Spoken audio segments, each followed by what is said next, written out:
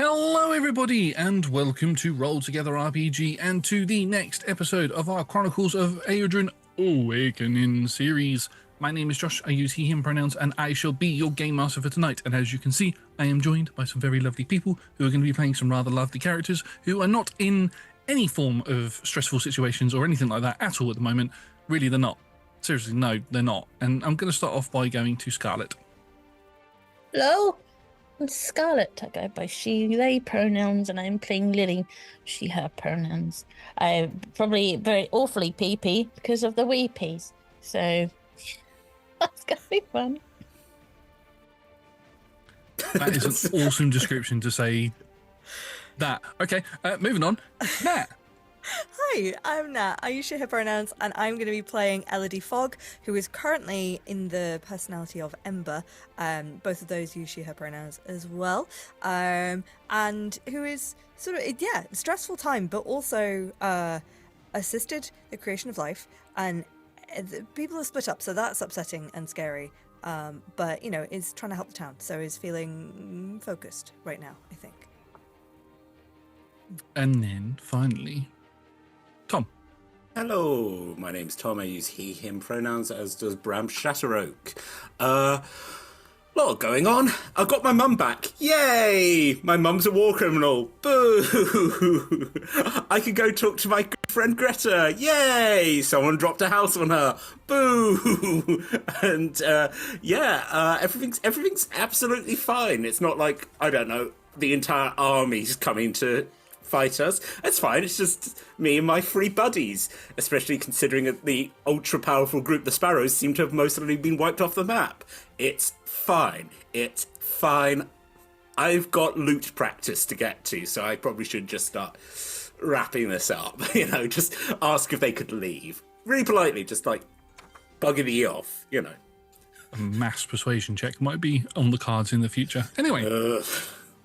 Before we get into tonight's session, we have a couple of sponsors and supporters to thank. Our sponsor for tonight is Phoenix Dice. You can go to phoenixdice.com to get yourself some clickety-clack math rocks, including some limited edition roll-together dice, which I think Tom just put the wrong ones up. Oh, it was a Phoenix Dice one. It was a Phoenix Dice, that's fine. It wasn't okay, a roll-together one. But now the roll-together ones are now being shown off. Yeah.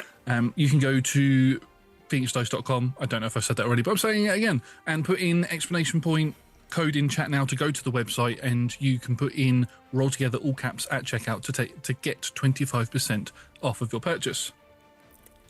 That's like a whole 2.5 hands. Anyway,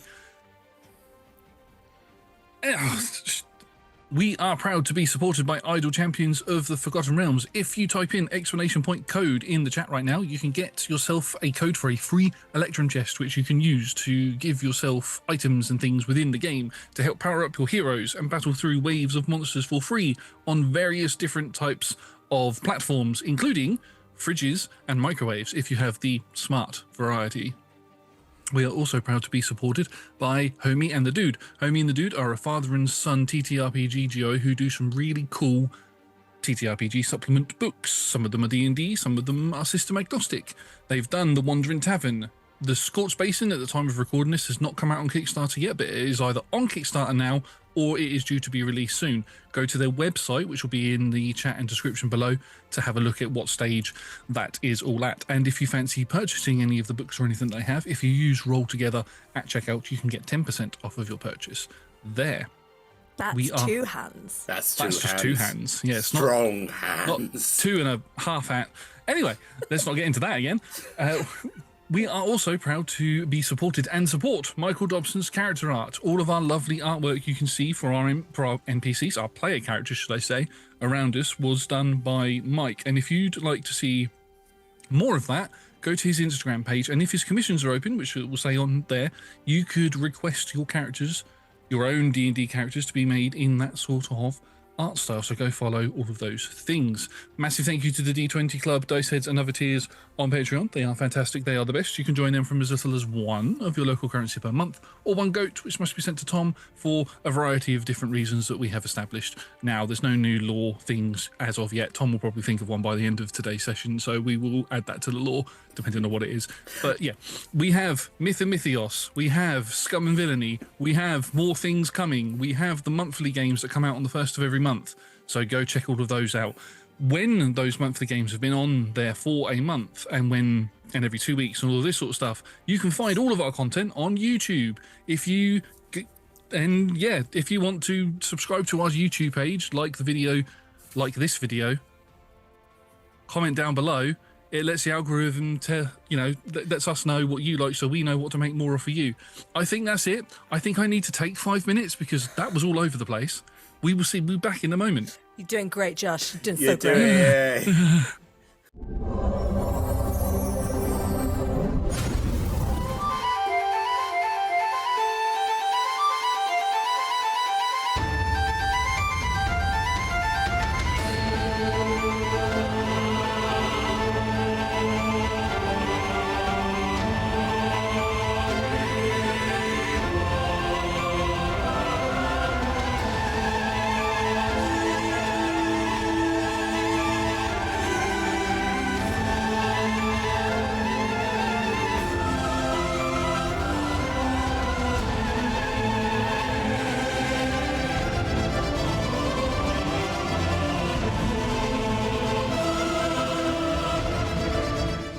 Well, so we now come to our group that are currently in Murkstead. The Temple team have been going through quite a lot at the moment. We're not going to do a recap of what they've been up to. If you'd like to see what they've been up to, those will be on YouTube. So go to our YouTube channel and go to our Chronicles of Aeodrun and Chronicles of Aeodrun Awakening playlists there to find out what happened in those episodes. But we're just going to do a quick recap of what happened during the group session and what happened to our three here before we dive in. In that particular session, all three were in Murkstead. The battle for Murkstead had finished and the dead and injured were being gathered up together. Greta was saved from her shop after it had collapsed on her.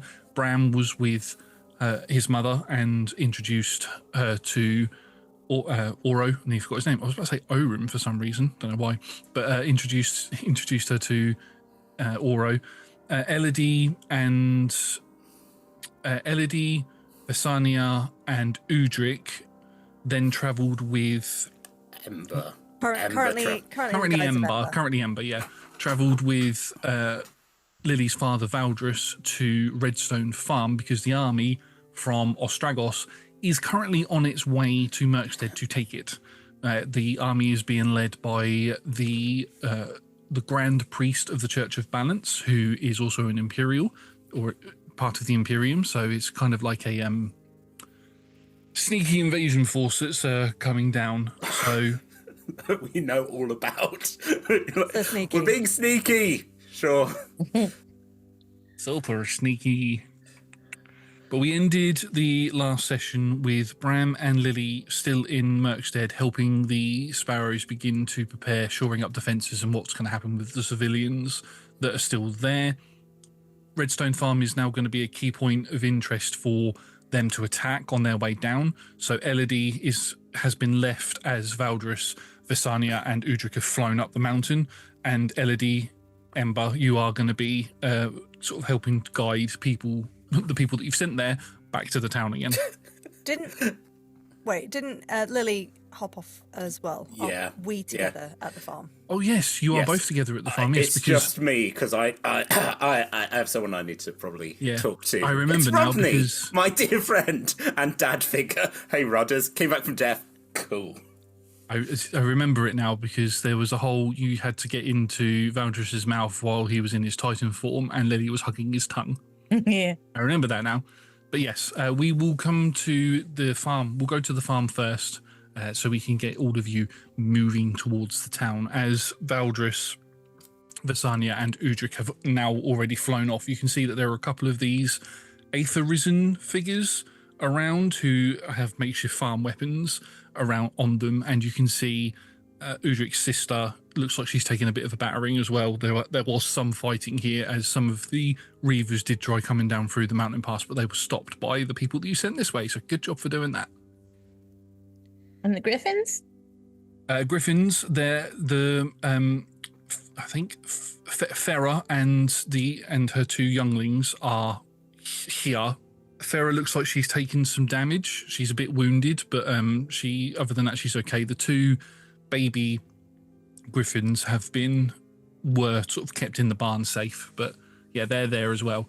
They don't seem to be reacting negatively towards anybody who is currently here, so you're pretty safe with them. Great. Do I have... I don't think I've got a whole lot of healing left. How wounded... I think we need a... Well, how wounded is Lilly at this point? Only a tiny bit, not enough to be concerned. Mm-mm. Okay. Because Ember is currently, like, nearly down to half, but also I think if a Griffin is... I think a Griffin would be handy to have at full capacity for a fight to come. Mm-hmm. So as we land and sort of take stock and look around, Ember will look at Lilly. We need to figure out a good place to send everyone to shore up ahead of the army coming. Any ideas? No, not really. Is my dad there? He's already flown off with the others. Bye. No. Perhaps my you dad's can... really good at this stuff. I was just gonna ask him what to do. You are also smart. Why don't you fly up again, take stock, get a dragon's eye view of the place, and see what you can see from there. See if you can see anywhere that might be good. I'm going to go speak to this Griffin, and then we'll start rallying everyone. All right? Okay. And then we'll just sort of nod at the farmhand. I can't remember his name. You have just told me as well. I've completely forgotten. Wilfred's not here. He was in the town, but Udric's sister is here. Who I've never met. Who you've never met, and whose name I cannot remember at the moment. Rodney should be here, right? Because we told him to come here. Yes, Rodney is here. Yes. Cool. In that case, we'll clock Rodney and go over to Rodney. Rodney, hello. Could you please start trying to gather everyone around, and we need to be leaving the farm soon. I will be right back. And just walk immediately off so he doesn't have a chance to question the voice. Yeah, okay. Everyone, Miss Elodie said that we need to start getting ready to move back towards Murkstead, so come on. You hear a couple of people like, why? Like, where's Murkstead? Where am I? Because a lot of people are still confused over what's going on. Cast fly. Boop. Boop. Have a little peeper. Yep, make me a perception check, please. Udric's sister is called Lorna.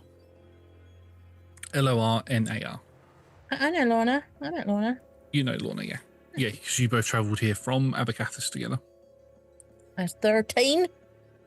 13 on perception. As you fly up and sort of crest the top of the trees, you can see the main roadway that leads from Murkstead and travels up towards where Ostragos is. Ostragos is too far away for you to actually see it on the horizon or anything like that.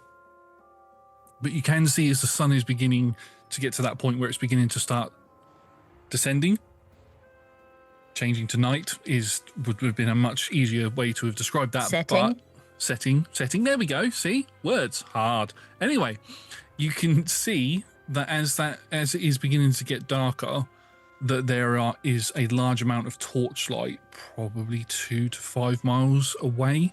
They are getting close, and with the 13, I would say that you could hear the sounds of drums. Oh, that's not scary. Okay, I'm gonna shout that down. They're too close and they're offbeat.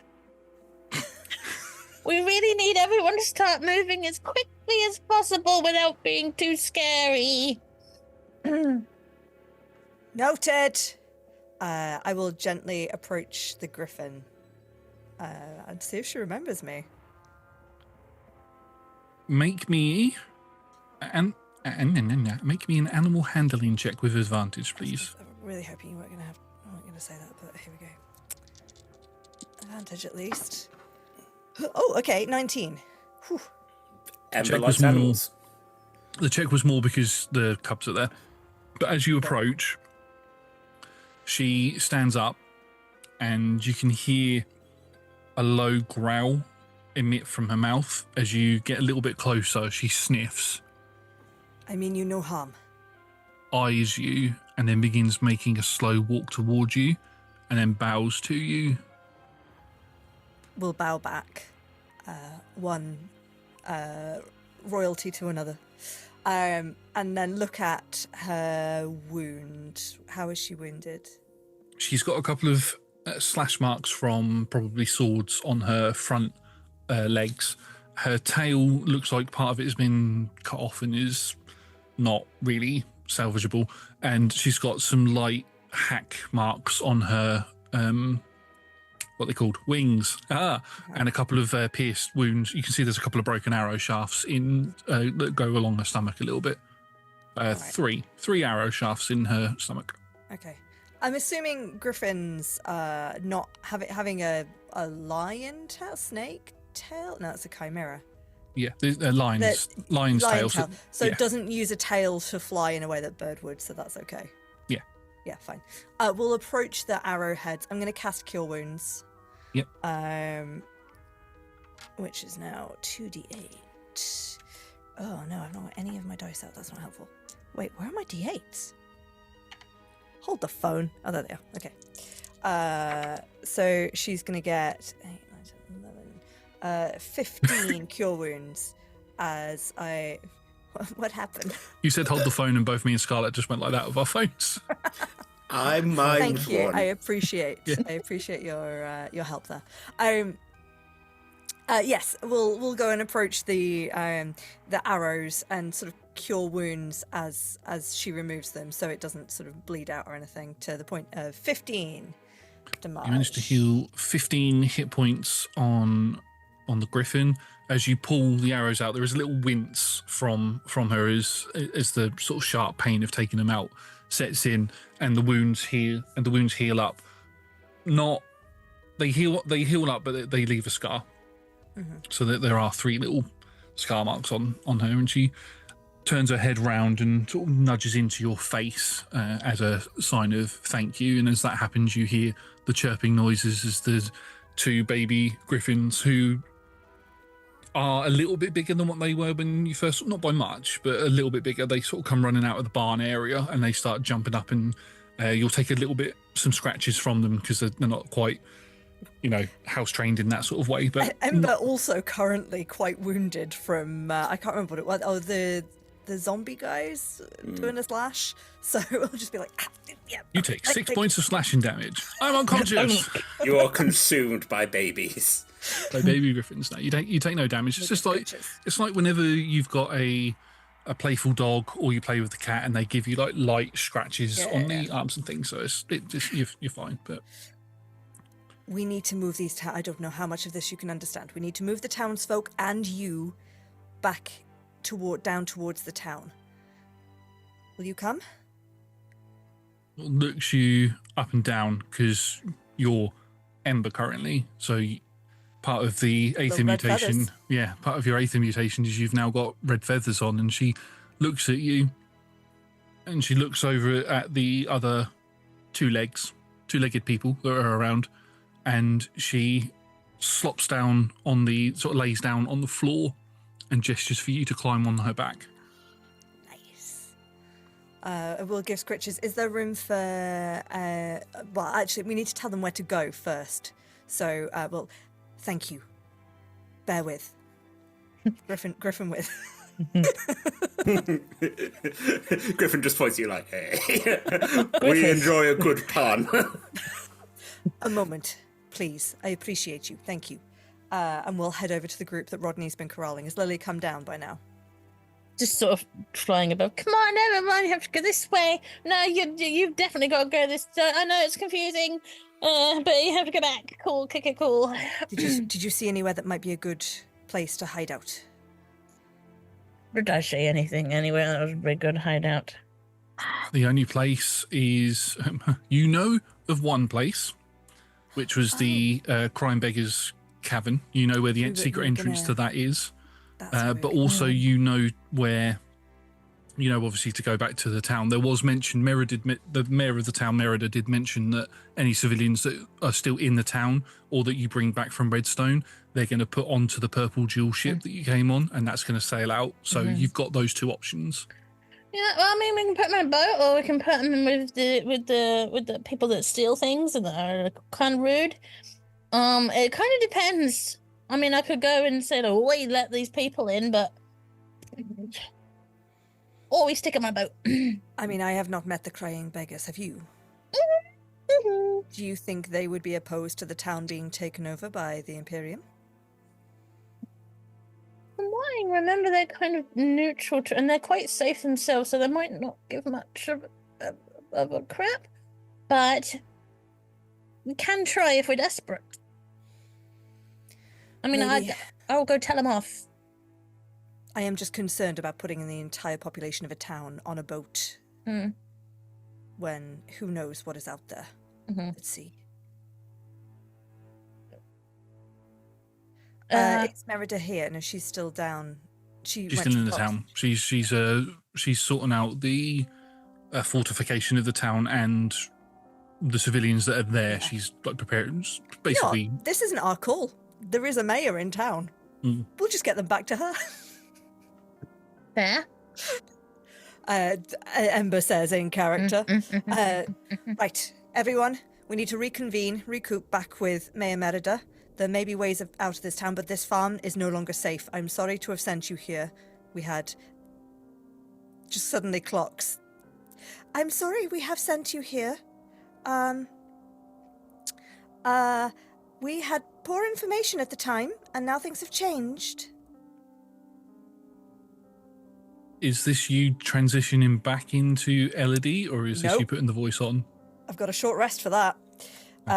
So this is Ember has gone from just talking aside to Lily to just being like, right, okay, business mode, leader mode, and then has realised halfway through that most of these people do not know her using this voice. Other than Rodney, none of these people know who you are anyway. But then none of the regular townsfolk. Most of the people there are a couple of regular townsfolk here, like the strange red-scaled dragonkin person who was the fisherman who gave you the job to do the bear, so who sort of revealed himself to be a dragonkin, is there with his family. And then there's more Aether risen people here than there is civilian normal alive people. People that weren't just raised from the dead is what I'm going to say. Yeah. I think, it's just a matter of, as far as the town is concerned, Ember is Elodie, so is trying to maintain that, but has forgotten halfway through because Nat forgot, but let's go with it. Don't worry about it, Miss Elodie. We will get everybody going back right now. And he sort of walks over to you and leans back in. Don't worry, I know you're nervous, but you're doing okay. Thank you, Rodney. That means a lot. I'm just going to give him a big hug. It's not as squishy as Elodie would have hugged him. It's it's a little more formal, but yeah, I am very appreciative, and I'm very glad that you're here with us. Thank you. I'm glad to be back. But yeah, we need to get these people back to the town and sort out what we're doing and all of that, because there's quite a few people here who can still fight. So that would be helpful to have numbers. We don't know how many of them are coming, so. Indeed. Is there perhaps you take them back to the town, and Lily and I shall do a quick recce of the farm to see if we can find any other tools that may be used as weapons or any way to block this pass before we leave. Lorna comes over. There's a couple of carts and some farming equipment that you could use. There's the stuff that my brother bought up here with me, the stuff that I bought over from my home, and Udric and his friends, his other friends other than you, that bought up here so that we could move in here. But so we could push all of that into the road on the way out. We're going to need to empty one of the carts anyway to get the griffin cubs and those who are slightly injured back to the town. Can the griffin cubs not fly?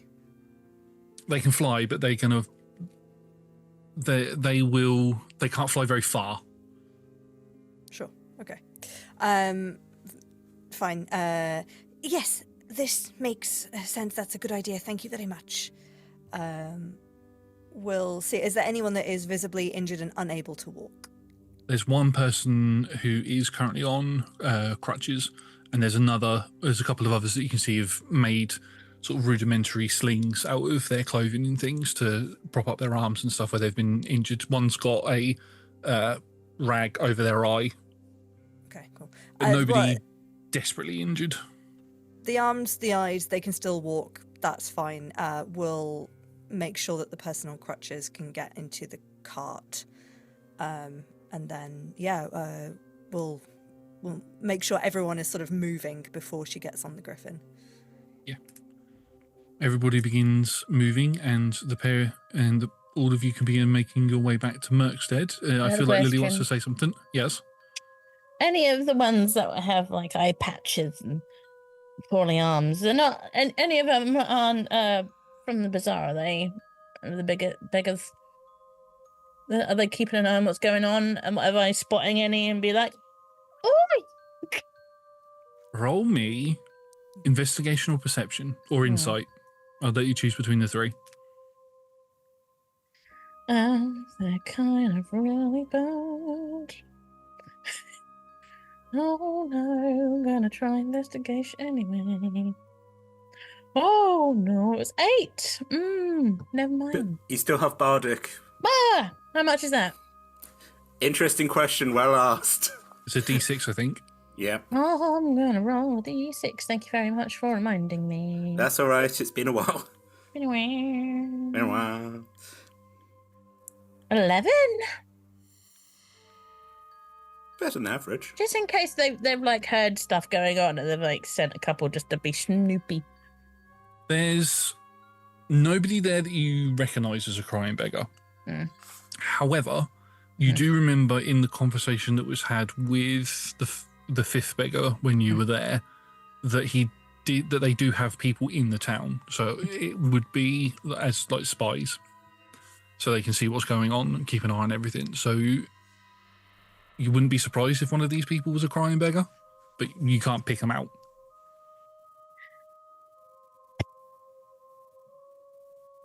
Well, okay, well, I'm flying around. I'm going to be like, are there any beggars among you?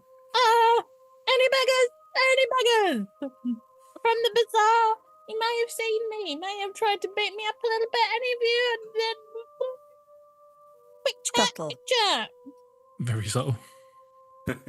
as you all begin making your way down towards Murkstead and you're flying around saying this, Lily, you just hear a psst.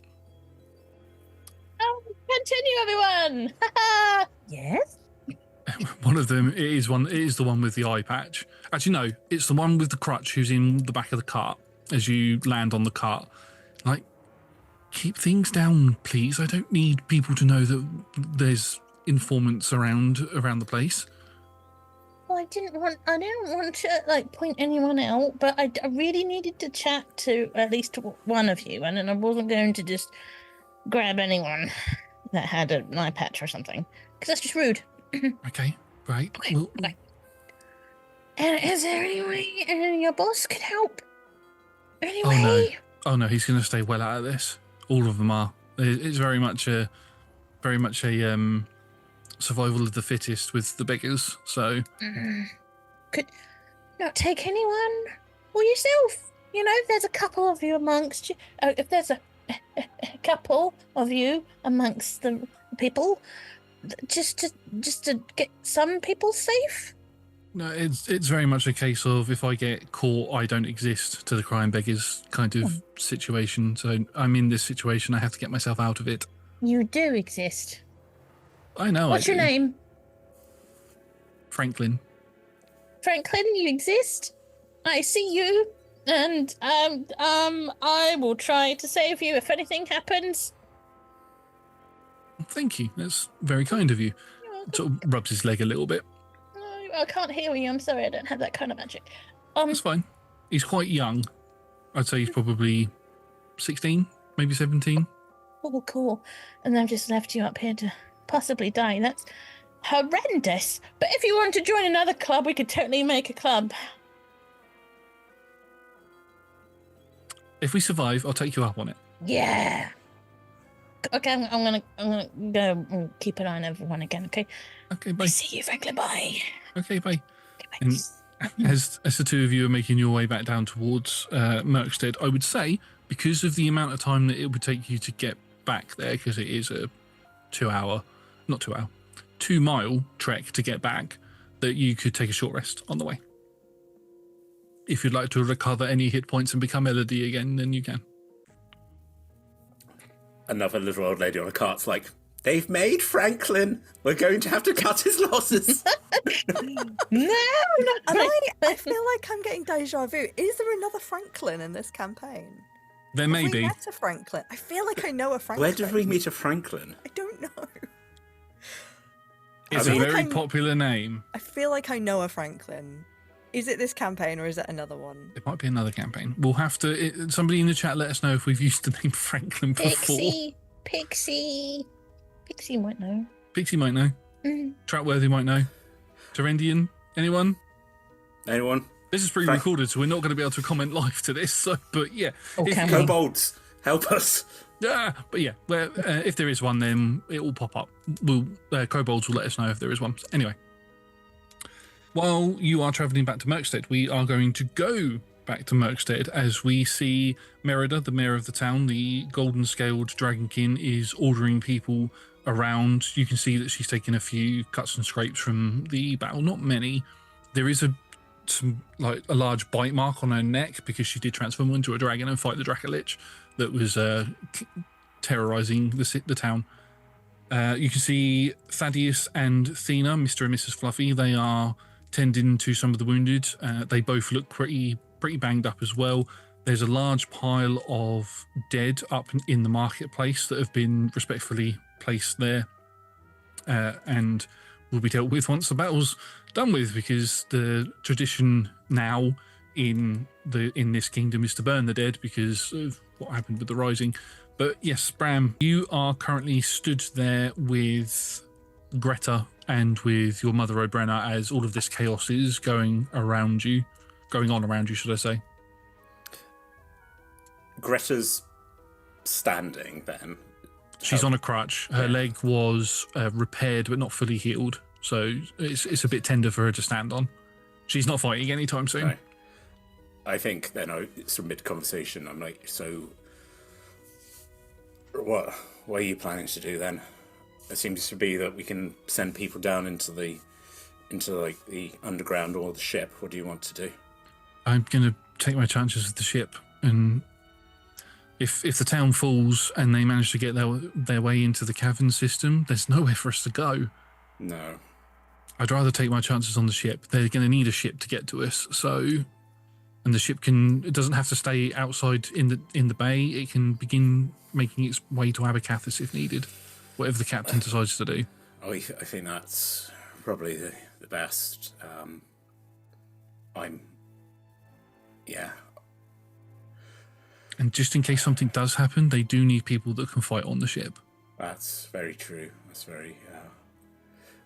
I sort of side-eyed to my mum. That I kind of also look at her and go, you might want to, because she's wearing Imperium armor, isn't she? Yeah. I just love the fact that we're both wearing enemy colours at the moment. But we're just like, that's a smart idea in combat. Yeah, sort of look at her. Well, first of all, I think you might need to... Oh, by the way, Gret, I don't think she's on our side now. forget any letters I may have sent you. Everything's changed. It's good to see you. I'm really glad you're, well, not all right. And not the time for this. A lot's happened. I would feel much more comfortable knowing that you're on the ship. That's great. Oro's with the farm. And now Oro's coming back, because it turns out the farm's not safe. Nothing's safe right now. The farm will be the first place that they're going to attack on their way here. Or they'll go there just to make sure that the area is secure and everything. And any people that they find there would be either imprisoned or slaughtered, depending on whether they fought back. Yeah. Intention was to fully sweep everything and just take it all in name of the Imperium as part of the push for the invasion. It's fine. Famous last stands. That's what people love. That's what the poets sing about, ain't it? Right. So yes, I do have one other suggestion. As you see a dwarven figure sort of appear next to you, as Valak is there. Hey, Valak, good to see you. Hi. I do have one other suggestion that might be helpful. Go ahead. The rune gate that's underneath the town. I could open the rune gate to Marley's Rest, and we could send civilians there. I like that. That makes a turn to Greta. So we went to Marley's Rest. There's a small group there. Also, there's a temple to, to the Justice Bringer. And okay, we don't need to get into the fact that I'm now like representative of the Justice Bringer. We haven't got time for that. Anyway, What? yes. No, I died again. Don't worry about it. What do you mean you died, Abraham? This is your mother speaking. Not very happy. Oh no, both of them are mad. I think that's the thing, like, Bram's like, and then looks at Valak, who kind of killed him. He's like, yeah. Valak just kind of goes, nope. No, Valak, come back! Moves out of the situation. Somehow, even though this is not like a special feature that she has or anything like that, somehow your mother gets bigger as she towers over you. What do you mean you died again? So I died twice. I died once trying to help Greta, and then I died because I was infested with evil Aether. And I died in the pursuit of science, but I went on a spirit journey and I got to talk to Dar. And Dar, I haven't got time for this. As I'm trying to turn it, and I'm like, okay, mother there, Greta there, and then just pause. I'm like, biscuits. Yeah, so you've got your mother standing over you really, really tall, and then you turn to Greta, and Greta's got that whole anime-esque, her silhouette has gone completely black, and it's the piercing yellow eyes looking at you. Oops. It's better. I mean, I'm fully myself now. Like, I had my memories were taken. I remember everything now. Like Greta, looking at the terrifying shadow creature, I remember the journey that we took across the continent, and I also now fully remember dying. But all things come back, and I remember the time in the swamps with Lilly. You know, say that as the shadows get more intense. Lots of things have come back. So I recommend that we send. I mean, in all seriousness, I think that's actually Valak, come back. I can see you behind that barrel. Stop hiding. You are a pirate. Act responsibly. Yes, like the not Pirates to get involved in family business. Like the Pirates of the Caribbean, right? Valak's coming out of a barrel, looking around, going back down again. I'm like, but in all seriousness, Marley's Rest has multiple fighters. Has the Temple to Peltas. It's got a keep. It has a keep. You know, I think that's actually probably the most secure. And Valak, the barrel man, is probably the only person who knows how to use one of these rune gates, and so it's secure. I'm one of the only sort of appears back in the conversation again. I'm one of the only rune masters around. I did teach your friend Elodie a little bit of it, although not enough for her to be able to actually open a gate herself just yet. But time will come with that if we can survive this. But I will be able to open the gate. By the look of it, we might need to convince your mare, though, because she is really on one at the moment. I mean, I'll go talk to her, I suppose. I mean, I could get every major person in control mad at me. I looked at both of sort of my mum and Greta, like, when we survive this, I think I owe both of you an apology and an explanation and actually like a proper talk. Oh, yes. This is both of them saying this together in unison. Oh, yes, you definitely do. I love both of you. We'll talk later. As Brahm tries to slink off. Yeah, neither of them stop you, but yeah, you can make your way off and go speak to Merida if that's what you want to do with Valak. Yeah. I think, this is what we're going to try and pitch. We're going to pitch opening the rune gate, and I mean, even thanks voice in my head who's pointed out there is a very strongly secure keep there, and actually quite also there's a ship, there's a pirate ship, you know, there's all sorts of amazing things on for like speeding up. I think we can sort of like Brahm is mid like trying to explain this and being like, and there's whoa, calm down, slow down, shut up, you're speaking far too fast and I do not understand a word that you are saying. Start again slowly, please. Valak I met on Marley's Rest. We've established this, yes. Valak has the ability to open rune gates that allow people to travel across great distances by magic.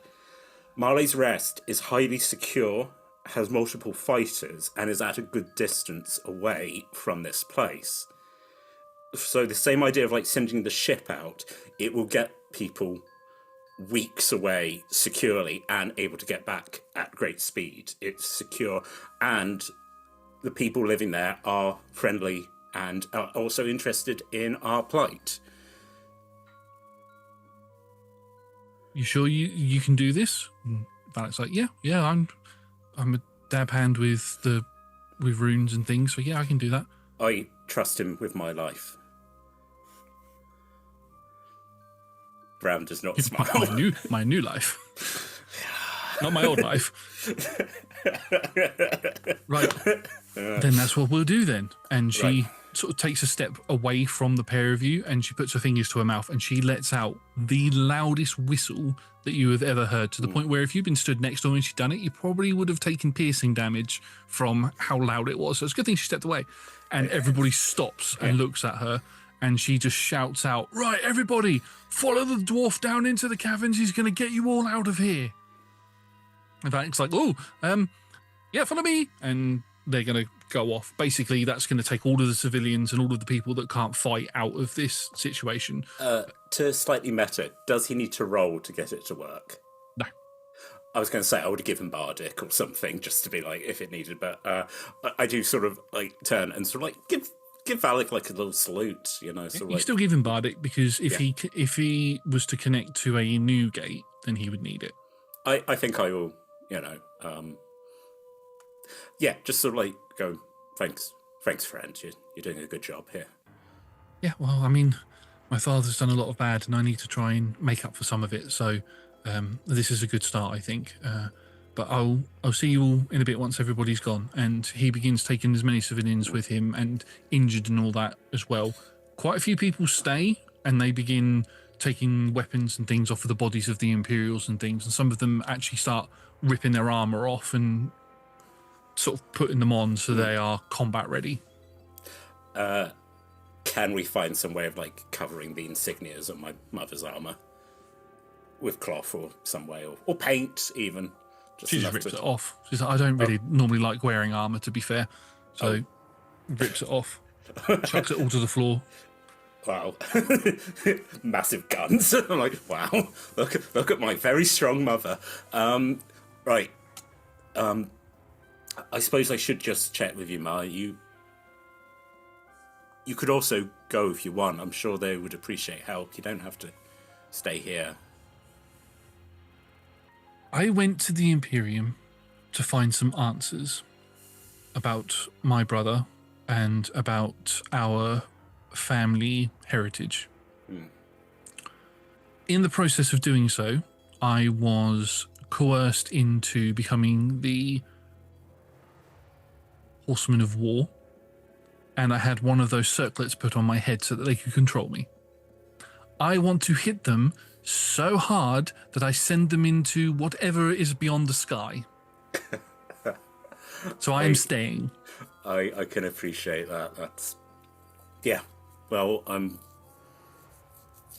it'd be an honor fighting alongside you. I know this isn't the time, but I did see Dad, and he sends so much love. He's also I saw Granddad. You know. What? Yeah. So when I died, I kind of got like a recap of my life, but then I also got shown the bits that I didn't get to be there for, including the birth of my son. Hello, Greta. Sorry. But also like Granddad coming down on the cliffs in Phoenix form, and that spirit is now in me, and that's what brought me back. Everything suddenly gets, the floor suddenly gets very far away as you are lifted up by the scruff of your neck by your mother. Oh no! Help. What? I made a deal with a guardian to bring me back. That was why I went to the Imperium, was to see if there was a way to break our family connection to the damn guardians. Oops. I mean, he seems relatively chill. He says that he won't actually, like destroy my soul if I take the deal. She brings you right close to her face, and she's talking to you, but also through you as well. Oh dear. I don't like you and what you stand for and the lives that you take away from people. Do not take my son from me. Otherwise, I will kill you. Peltos, if you could hear a loud noise from inside your mind as Peltos is rightfully shitting himself. My eyes flick to her, and I'm like, yeah, no, he's terrified of you. Also, just fun bit. Considering the things she said to me previously, Brahm did actually take a couple of seconds to go, oh, she doesn't like me. Shit. Okay, that's come out. And has that but then has a moment of go, oh, she's talking to the Guardian in my head. Yeah. I think that's as you said, that's an issue for later. But I'm back. I'm on my feet. That's something. That's the main thing. Get this all dealt with, and then we're going to deal with the fact that you have a guardian in you. Because that's not staying. Even if I have to beat it out of you myself. Heavens. All right. Okay. Like Final Destination. It's like, if we kill you and then bring you back, you break the chain. I'm like, oh, please don't drown me. Okay, fine. Puts me down. Sorry, Mum. Look, sorry, Greta. I have no idea what you're talking about. I'm just glad that you're okay. Me too. Yeah. What about... Do you want to still... Because if the boat's off the table, do you want to go to Marley's Rest? Or... I'd rather not be away from the town. I'm going to wait for Oro to come back first, and then we're still planning on going on the ship. That's probably not a terrible idea to like split our resources, give better. Don't put all of your eggs in one basket. So I've been told. Yeah, it's good. It's good to see you again.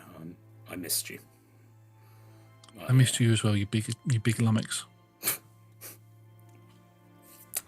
Oh, shucks. Right. Okay. Yeah. Right. Ma. Actually, because is the Merida still around? She's still around. She's still ordering people around. They're moving battlements and things into place around the entranceway of the town. You can see that a lot of the guards have gone up to where the guard station is, because the guard station's got a good overview of the valley that leads into the town. So they are preparing ranged defences up there. And you can see that a quick makeshift wall is being made around where the ruins of Solomon's is, because that's on the sort of other side that has another vantage point over the other part of the valley. So they're basically making good barricades. Good. I think I talked to my mother first, but then I would talk to Maradov, basically going, right, where's the best place for us to be? What was useful? Yeah, I think while you're in the middle of having that conversation, and so that we can bring Elodie and Lilly into that as well, you can hit the short rest button as well. Take a short rest. Oh, you think I've had a restful time, do you? Yeah, I think you've had enough time to have a rest, being picked up and thrown around and all of that. Look, sometimes your parents, they put you down and they never pick you up again. In this case, she's just lifting me high into the air. Exactly. Yeah. Cool. The shortest of rests. Shortest of rests. So as you take your short rest, Bram, and you're having this conversation with your mother and with Merida, you hear a commotion come from both the guard tower and from the side of Solomon's where the battlements are being put up, as they say, there are people coming, get the archers ready. No, wait, those are civilians. It's just a griffin flying towards the town. Yeah. There's a griffin coming. Doesn't look like it's been possessed. What do you mean? Is it like glowing purple? No. Right, that's probably one of ours. I'll hurry to the newly formed gate, I guess. Very, very rudimentary and quick gate has been formed using the two sort of slopes, the one that leads up to the upper area where the pink oak is and the one that leads up to West Solomon. So it's quite a long distance for it to cover, but it's very quickly gone up. There's a lot of magic that's being used to do it. So, but yeah, as the gate is swung open and Elodie, Lilly, and all of the civilians and Aether Risen and children from the school are brought in. Can I have had Sunny and Oro on the griffin with me? Yeah, you can have them on there with you, yeah. Yay! Oh, this is so cool. Yeah, this is really, really cool. Right, let's find Greta. Let's find your mum. We'll sort of step down. And we'll, I guess they will have seen the feathers sort of shrink back into Elodie's skin as she became herself again. It's really cool, Edie. It's yes, it's something I'm working on. But don't need to talk about it too much. It's fine. Is it like your war paint? Yes, that's exactly what it is. Oh, I might do that from now on. Feel free to stick feathers to your face. Whips her paintbrush out. Right. But maybe not right now, though, Sunny. I think we need to make sure that everyone is safe and protected first. Okay. Time is of the essence. Okay. Can you help us find Miss Greta? She's right there. She points right to where Greta stood. Excellent work. We'll shuffle them over. Yep. You move over, and as soon as Oro gets off of the griffin's back, runs over to his mum and gives her the biggest hug, almost knocking her off of her feet. But Obrena has stood behind her and catches her, so she doesn't fully fall over.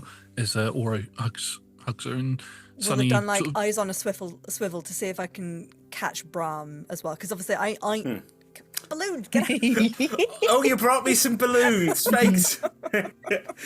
You do remember it's my birthday. Thank you. Mostly because I know that Oro and you still haven't had that conversation yet, so it's just trying to signal to you like, I got him. He's okay.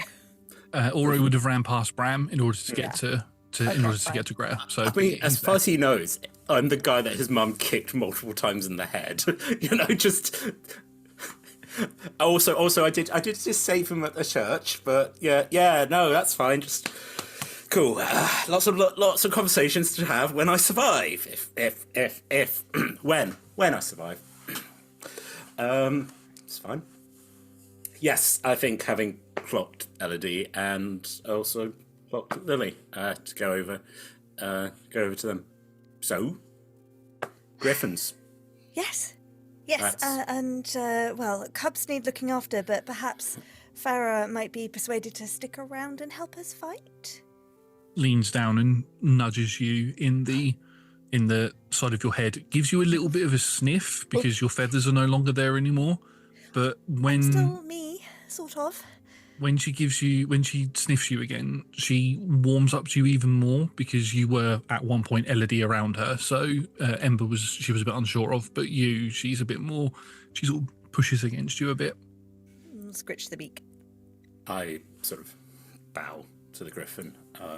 Walks over to you, bows back to you, and as you're still slightly smaller than what she is, 'cause she's quite a big griffin. As you go to raise your head up, she just donks you on the top of the head with her beak. Good to see you again. Glad you're well. And as you stand back up, she pushes into your chest as well and sort of nuzzles you as well as Okay. like a hug. Yeah, just sort of gently. Because the two of you, along with Lucian and Visania, who was Hera at the time, saved her life. So she remembers you. I mean, we also did say we're going to go get your cub back, but that's an ongoing quest. That's something we're working towards. We haven't forgotten. No, it's good to see you again. Right, so Yeah. some of the townsfolk want to go on the ship, and Lily was trying to figure out whether we might use the caves. Well, we got a new strategy. Marley's Rest. We got the Rings Gate that we can send them the fort. So I think, I mean, the caves is a good option, but is kind of traps people. Valak's very willing to just escort people out. Does he not want to stay here and try and reconnect with his father? He's opening the gates. That's a start. I don't fully know, and I don't know if he would want to be here for what's about to happen. But I think that's something we need to ask him. But that's the thing. So, like, if we're thinking about, we can, the people who might think about the caves, we might just put through the gate. We can get to Do the we need rest. to send a message to Visania's sister? Yes. To Amara. Also to Hera. To Hera and the Amara, first. because otherwise Yeah. that's a whole town's worth of people just suddenly arriving. Yes, that's very true. Yeah, we will think of a way to politely send a letter saying that we're sending refugees. Elodie just pulls out some paper and a quill and starts writing. Brahm just probably smiles properly for the first time in quite a while, and it's like, yeah, of course. I can take that if you want, Edie. Sonny, it would be, I think your mother would be... Yes. I suppose I don't really want to make decisions for her, but it makes sense for you to go and help look after everyone there, and then you're well away. Yeah.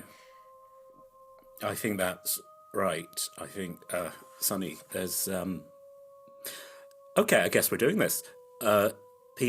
Someone who knew your mummy and your daddy lives on this island.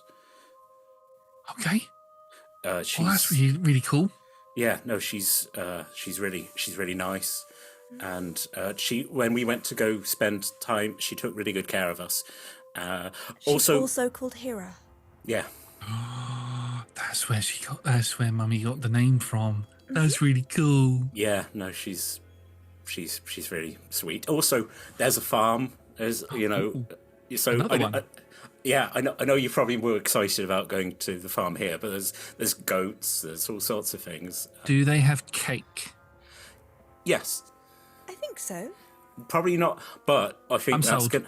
Yeah, there you go. I was going to say it's your chance to introduce them to cheesecake, but It would have to be goat cheesecake. not quite the same. But something to work on. Yeah. Okay, I'll take the note, Edie. I'll go give that to them so they know that all of the people from Murkstead are coming to their little home. So there might be a slightly scary lady that looks quite like Visenia, your mother. Give this one to her. So I'm going to write a letter for Amara, basically being like, "Don't kill these people as they appear in the temple." Fair. And then a slightly longer one, and then sort of very quick, like, don't kill these people. These are refugees from Murkstead. This is Sunny, your sister's adopted daughter. Look after her. And then we'll write a slightly fuller one to Hera, sort of explaining exactly what's going on. Please look after them. Hopefully they won't be for long, etc. This is a lot of letters, but I will make sure they are delivered to the correct people. Well, there's 2 of them, and you have 2 hands, and I believe in you. Yeah. Right. See you later. Goes to walk away, stops, runs back and gives you all a hug, one each, and notices Lily up in the air. Surely Lily will have come down with us. Does a dangle hug. Yeah. Yeah. Gives you a hug. I don't think you two have met, but still wants to give you a hug. Hugs are nice. This Still is wants to give you a Lily. hug. She's lovely. Yeah, So I believe. She can fly, and that is really cool. I can. I'll teach you later. You also have really cool horns. Thank you. Right. Anyway, yeah. Bye. And she runs off. There she goes. That is a good point, actually. Yeah. We've not had a chance to do this formally. There was a lot of Perry shouting and Rodney being dead and awful things happening, and then I was not. Hello, I'm Elodie. It's nice to meet you. Brahm has spoken highly of you in the few moments that he has. Okay. Is she okay? Is she okay? Are they okay? Are they okay? Yeah, they're good. Sometimes they're different people, but you can work that out by the feathers. Okay. Okay, that's fair. There didn't used to be feathers. It was a bit more confusing. No, thanks. Everyone is here with me at all times, just so you know. Okay. They Okay, can- that's fair. Okay. So it's kind of polite to sort of talk to the area around as well. But That's fair. they can hear and they're aware. And so, like, when Ember was here, Elodie's up in that Okay. menagerie. Okay. Okay. Yeah, but I apologise if I get any of your names wrong. That's all right. I'll try and let you know. But watching you work, I mean, Ember can be a little bit forthright. But I just wanted to say it was a pleasure to watch you work.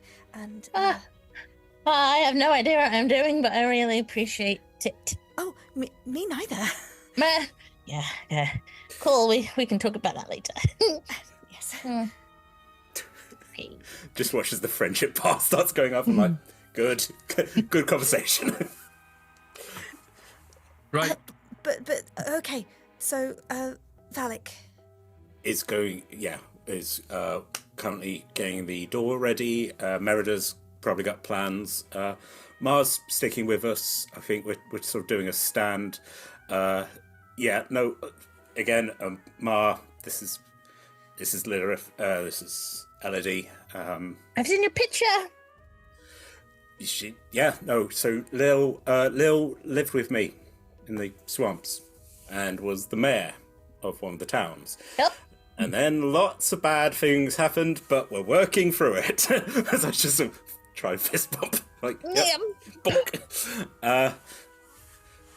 So, any sort of like reports from the road? Have you seen Imperium? You know, Yes, how's it? they are playing drums, slightly offbeat, and they have lights, and they're coming. But I'm definitely judge them on that, and they're Right. drumming.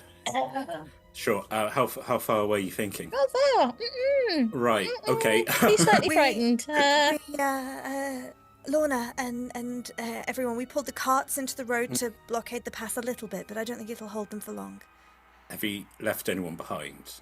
No. Is anyone out the front? Good. I think. The beggars will not help. They're actually quite rude, so I've adopted one. My friend now. Right. Okay. I don't think we ever actually got connected to those. Yeah. No. Well, We I don't. met them, and apparently they're just like, it doesn't matter if any of our people get hurt or us people up here get hurt, which is quite rude. That's very rude. That's shit. That's. So I've adopted one. Well, how are they going to survive in the cave under the town if the town is not functioning? Where will they get their supplies? So you're not thinking? What will they eat? I suppose they barricade themselves in and they've Just stolen. live in a cave and die? That's very silly. We should talk to them. Oh, it's difficult. Trust me. It's quite I difficult. mean, I mean, it's not a terrible idea, but I'm not sure how much time we've got. But, if we can get allies on side, especially allies who are literally under our feet. It might take a bit long because they were not happy with us. Well, But if the town is at risk, and that's a good idea, Brahm. They could make a surprise attack once the army is in town. The army thinks that they've got one up on us, and then suddenly more people burst from the ground to take them by surprise. That might give us an advantage. And if they're not going to help us, at least we officially know we got like Lil, can you talk to your My adopted friend, who is my Yeah. friend. Who's my friend now? We'll go talk. I'm gonna go dangle over my new friend. I look at Elodie. She's actually really competent. I'm not. I believe you. Yeah, no. She got shot multiple times by an assassin last time I saw her, and then she went into the dragon sleep. Well, why would I judge her for that? You died, and you're competent. Well, quiet voice behind quiet woman behind me.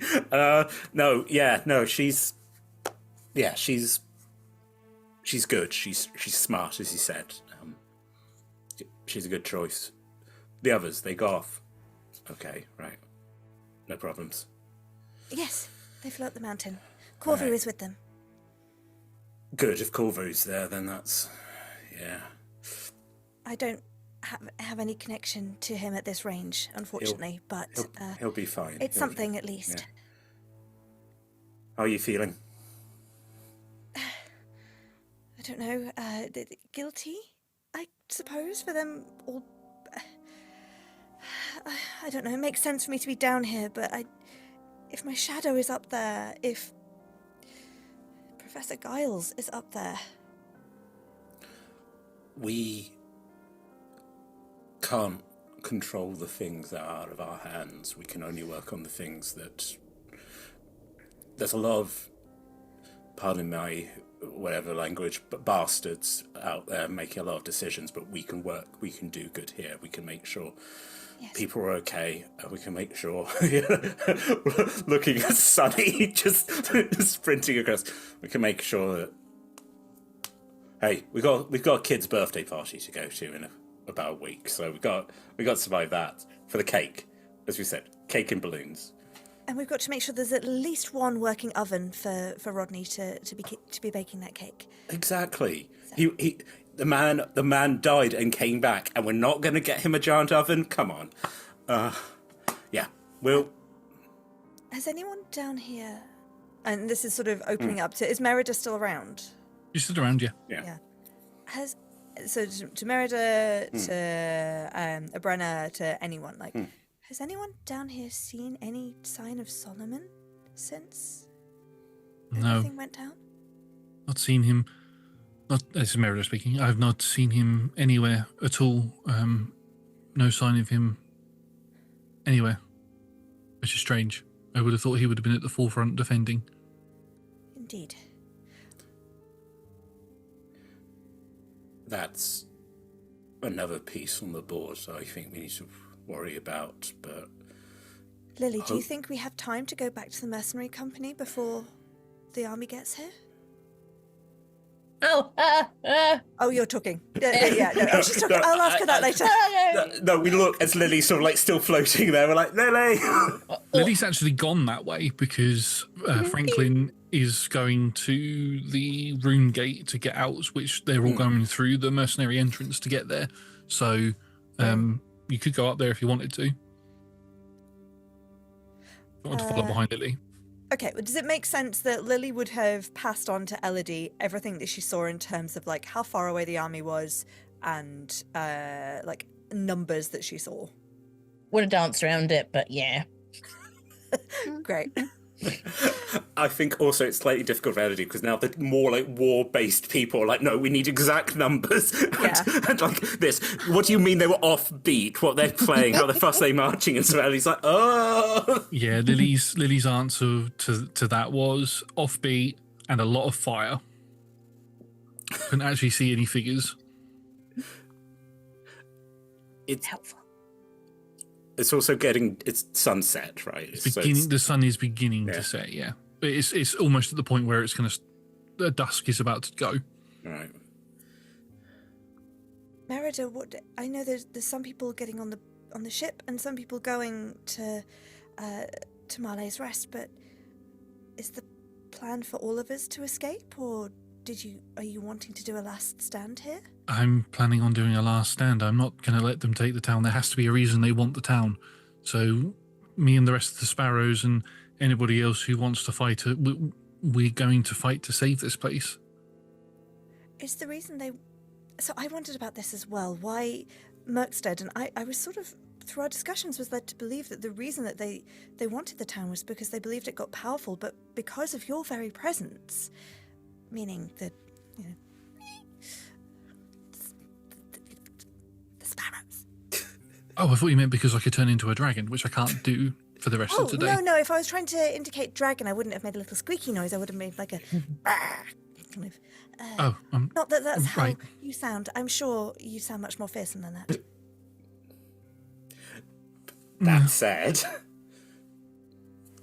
carry on. Yeah, our friends. Sorry, yes, that's the point. Is that if you are not here, is that not the power that they're after?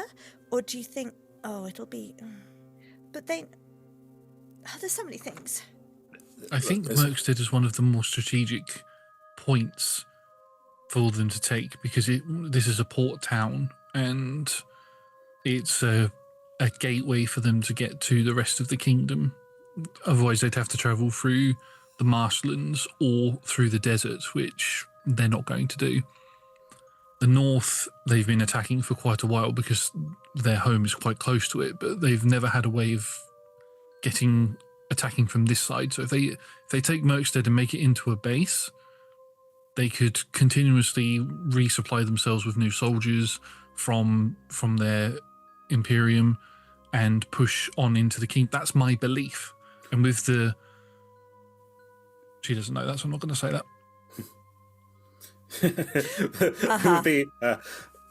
She knows everything. She's dreamy. She is. Also, it does open up other possibilities of invasion, such as Marley's, and also I think Talu's down to the south. You know, if they've it got opens up everywhere. Yes, yeah. And Murkstead is a key. It would have been Avidry. Even Avidry, it's in ruins at the moment and it's controlled by the undead. If Savannah is working with the Imperium, as reports have indicated, then they could send undead armies to Talu. They could send undead armies down to the desert. They could take over the entire continent. It's a mega army. Out of character, Nat asking Josh, because I can't remember not the continent of Idorune. So the area that so Abercathis is its own little blip. Abercathis is in the Volthiri Desert, which is technically its own country. Right. Okay, but the country that we are in right now. Yep. We're in Aeodrun, right? Aeodrun is the world name. It's the name of the world. Idorune is the continent. And what's the bit that we're in? You're in this country of Ashlora. Ashlora, that was it. I was like, I knew it was another. I know, there's so many different things. This is called the Chronicles of Aeodrun, but it's set on Idorune, so it should really be the Chronicles of Idorune, but hindsight. We'll open this up. That's fine. That's me kind of remembering, because Aslorian, the actual kingdom bit, is the bit that got undeaded, which is why we don't have a royal family, which is why we don't have a higher power for Merida. Which is why there isn't a government or anything in Murkstead, and it's all sort of a militia sort of thing. It's all right.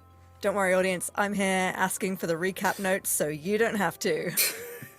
As you're having this conversation, you watch as the fisherman, Ren, walks up to Merida, and he gets onto one knee and bows. Where is it that you would have me, my queen? Look, Ren, how many times have I told you not to call me that? Are you still able to transform? I have not used my transformation for today, my queen. I am able to transform into a dragon at your beck and call. Right, well, that will be an option should we need it. Go down with the ship. I don't mean the ship's going to sink, but go with the ship, and if we need you, we'll send a signal for you to come, okay? Yes. And he takes his family, and they begin making their way down to the ship. Did you know the fisherman was a dragon? I'm not here. I would still be in this conversation. You can come back if you want. No, my new best friend. We will come to that in a moment, just before we go to break, yeah. We just hear that echoing over the hills. It's like... My new friend. It's that meme, like friendship with Brahm over new best friend. Best friend. Actually, we'll come to that now, actually. Just before the questions to Merida happen about any other strategic things or anything. I think we're around like a war table kind of thing. But yeah, it's like a rudimentary table that's been sort of stuck up in the middle of town kind of thing. But yeah, in the remnants of the general store, let's say. Lily, you can make your way up Solomon, the hill that leads to where the ruins of Solomon's mercenary company is, where you can see a bunch of civilians are beginning to make their way towards a large hatch door that's been lifted open, and people are beginning to climb down it, and you can easily find your friend Franklin. Excuse me, pardon me. Yeah, excuse me. Friend. You again. Hi. Yeah. I have a little question, and then I'm gonna go zip right back. If we wanted to let the know the issues were happening, and maybe a little bit of assistance would be good, how can I do that? Do I whistle down a pipe, or do I want to hey? You could send them a message from the postmasters building if it's still standing. There is a secret tube there that would send them a message from there, but the chances of them replying to you are very slim. They are gonna just hunker down and basically wait for it all to blow over, whoever, and then they don't care who's in charge of Murkstead, as long as they can make money. But they sell such lovely gravy boats, don't they? Where do you think they import it? They import their stuff from all over the continent, so they're self-sufficient down there. Oh. Okay. Is there any? Okay.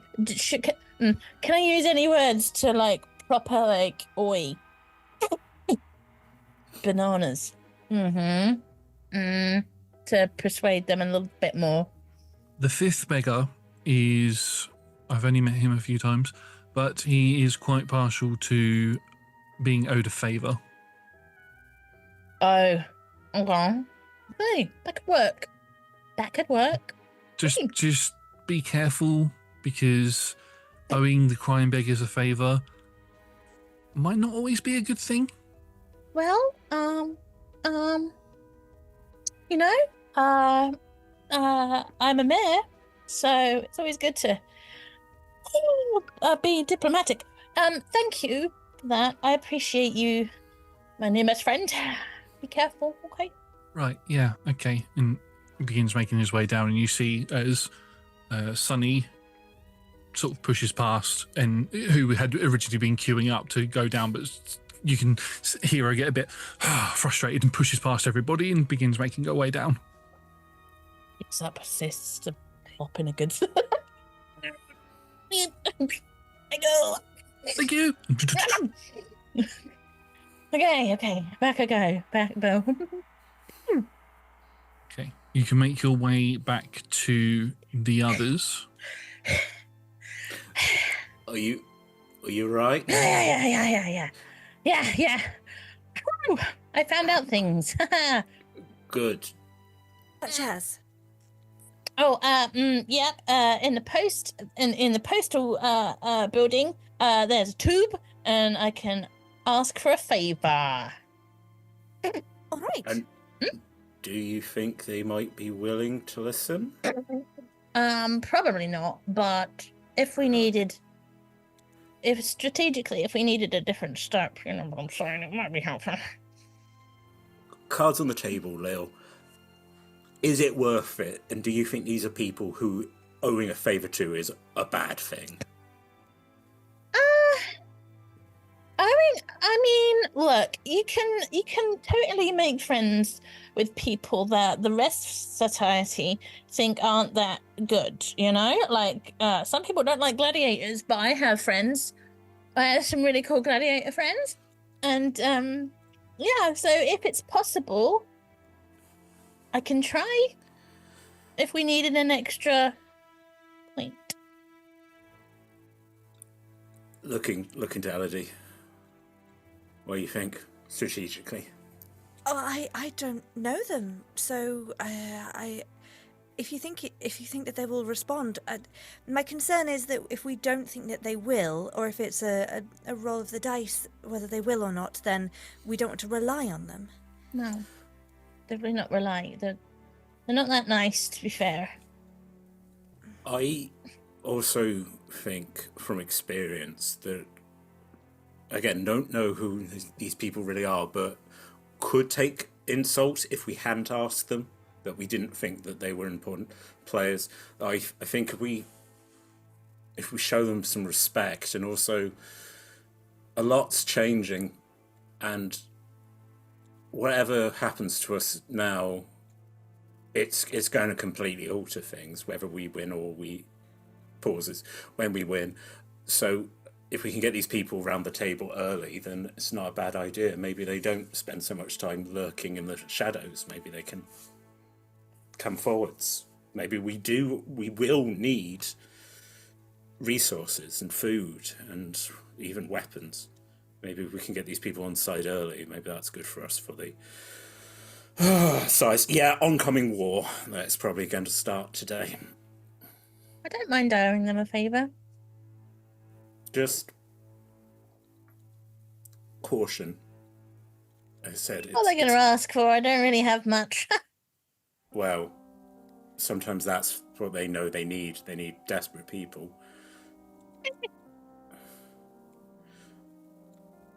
If you think it's a good idea, Leo, then yeah, let's give it a go. And as Elodie's pointed out, it'd be quite useful to know that there's a group of people underneath our feet who might just pop out, or maybe even give us a place to hide if we need it. Do we know what their relationship is with Merida and the Sparrows, who also work underground? We should ask. Not very good. I suppose we could have asked that directly to your face.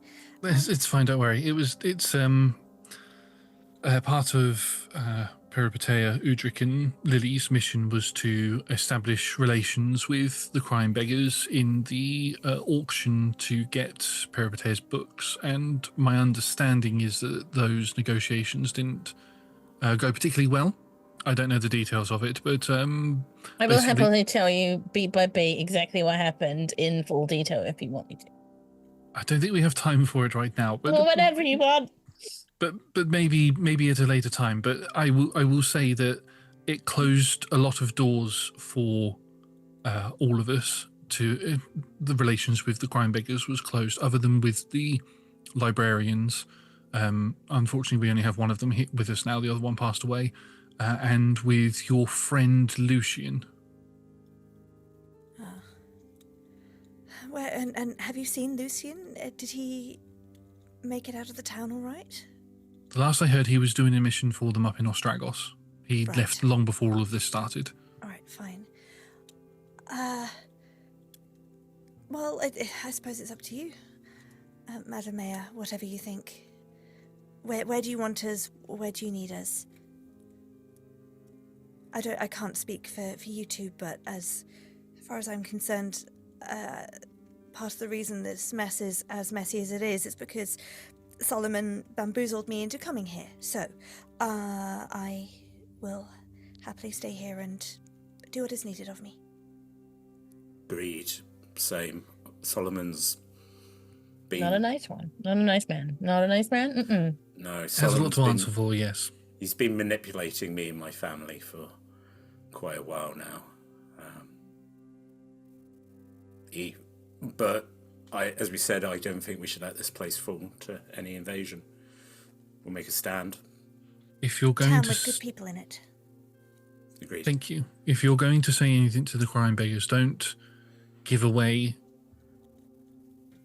our resources, our numbers, our resources, our defenses. Just say we need help or whatever it is you want. Basically, they could take that information and sell it onto the people that are about to attack us to gain favor with them. Do you really think that the Imperials would allow them to continue to operate if they took over the town? Depends on what side they fall on, the crime beggars. That is, from what I've heard about them in the past, give them enough coin and they'll do anything for you. So if the Imperium can buy them, then yes.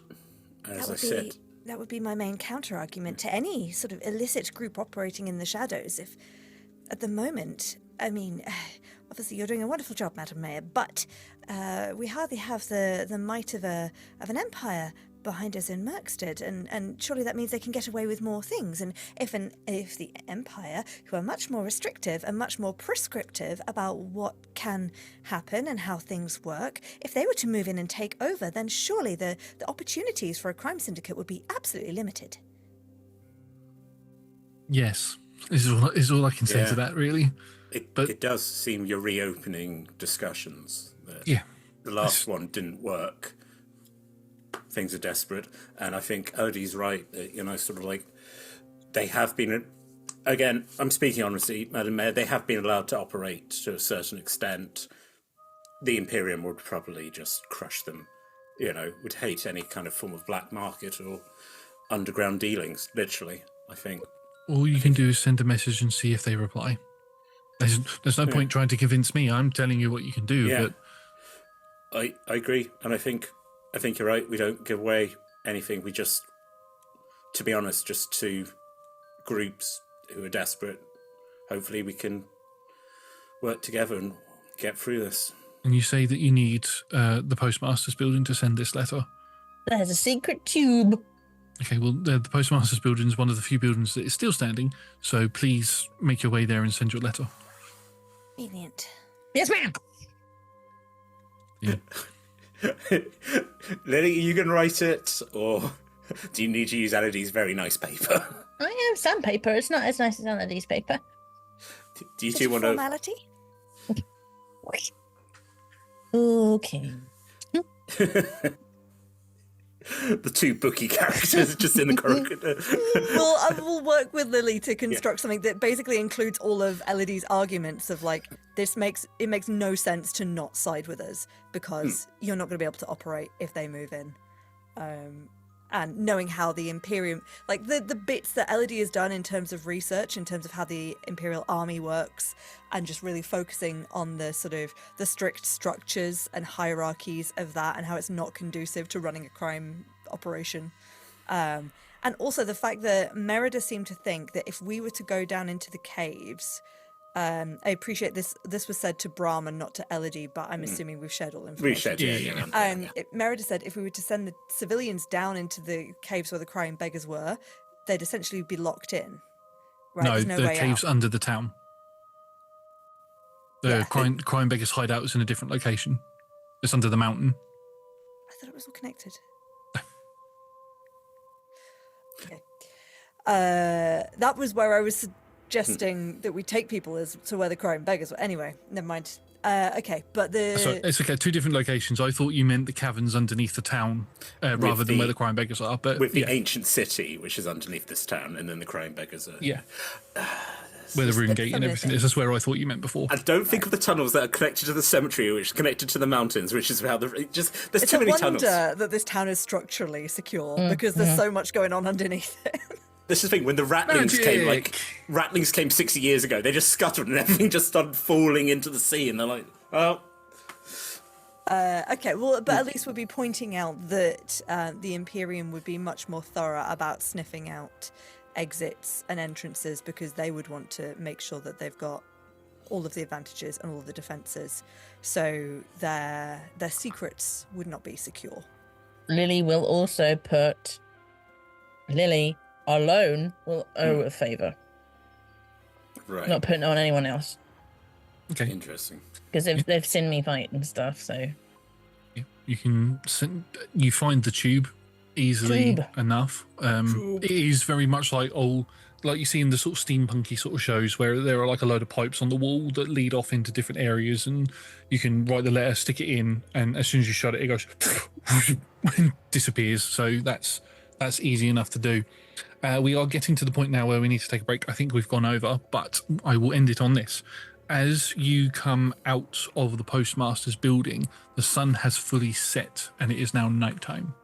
You hear the sounds of horns coming from the other side of the gate, and then you see balls of fire in the sky. That is where we are going to take our break. Thank you very much, everybody. We're going to go take a short rest. We will see you in 5 to 10 minutes. Bye. Welcome back, everybody. We have taken our short rest and we are going to dive straight back into the action. In the first half, our group managed to get the civilians and other battle-ready people from Redstone Farm and bring them back to Murkstead. Battle preparations were prepared. Civilians were sent both on the purple jewel ship to leave Murkstead and also through the rune gate underneath the town via Valak to go to Marley's Rest. 3 notes were handed to Sunny to give to Hira, Amara, and who was the third person?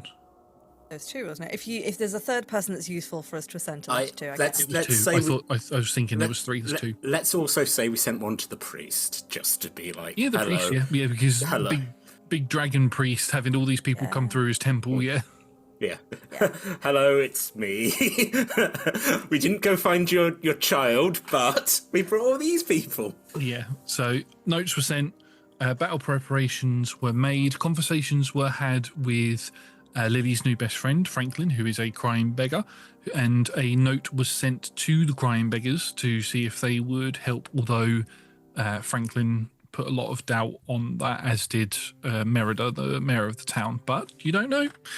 But we ended the first half with our 3 companions coming out of the postmaster's building and the sounds of battle horns sort of erupting from behind the town walls as the sun fully set and fire in the sky. Yes, Elodie? I have a question of, like, what was Greta and Oro's plan? Is Greta staying? No, they went to the ship. They went to the ship. Did Brahm actually get a chance to say goodbye? I think you did. I think you did say bye. I saw, sort of. Let's slightly retcon it that I don't go to the postmasters because these 2 working on the letter, and so I kind of had that, like, you see in the background, like the kind of like intense conversation between these 2 adults and the small child, and then Bram sort of like being like, goodbye, small Oro. I'd say Elodie and Lily are chatting to each other about what to put in the letter as they did at the end of the session. And you're sort of stood there like, I'm not any help to this whatsoever. Yeah. And you just happen to turn and you see Greta put a bag on her back, hold Oro's hand, and begin making her way down the ramp that leads to the key to where the ship is. I fall into step. I guess I will escort you to your ship. You don't need to worry about doing that. Why aren't you helping everybody with preparations? There's time for that, and sometimes having these sort of conversations is more important.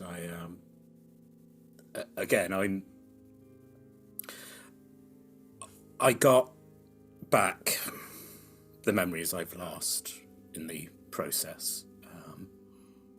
And also, my dad thought it would be nice that I got to see this little guy coming into the world. So, ghost me. Yeah. Hey,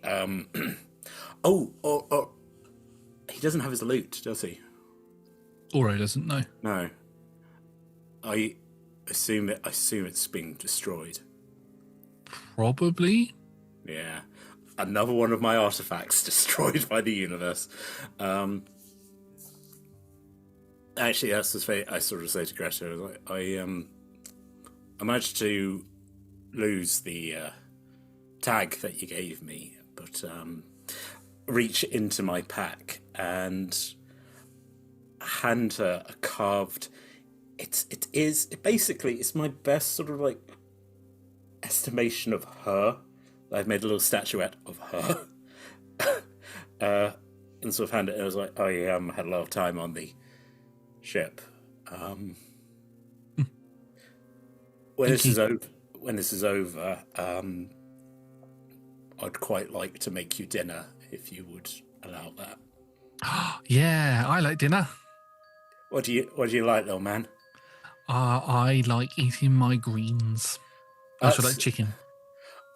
We could do chicken. Yeah, your ma was always very good at finding the freshest greens. When I knew her when we were little. Your childhood friends with my mum. Yeah. Oh, we grew up together. Yeah. You're the one with the really cool hat. Looks at your hat. That's really cool. Hey, hat represent hat. You're looking way fine in your own there. Greta sort of looks at you, at the conversation that you're having with Oro at the moment. She's got her hand behind his back and she sort of leans down towards him. Oro, this is Abraham. Abraham Shatteroak. Shatteroak? That's my surname. Yeah, it is. Yeah. Abraham is your father. What? I've still got down with my knees, so I'm at his height. Hi, Oro. A lot of not good things happened, and that separated me and your ma. But I'm back now, and I would like, if you're both willing, to be able to spend a bit more time with you. Like, make sure you eat your greens and things like that. Also, loot. That's where I get it from. Yeah. That's cool. So you're my dad. Yeah. I heard a lot of good things about you. From your ma, from Sunny, that you did a good job. You took care of her like I tried to take care of your ma when we. You don't have a backpack with you.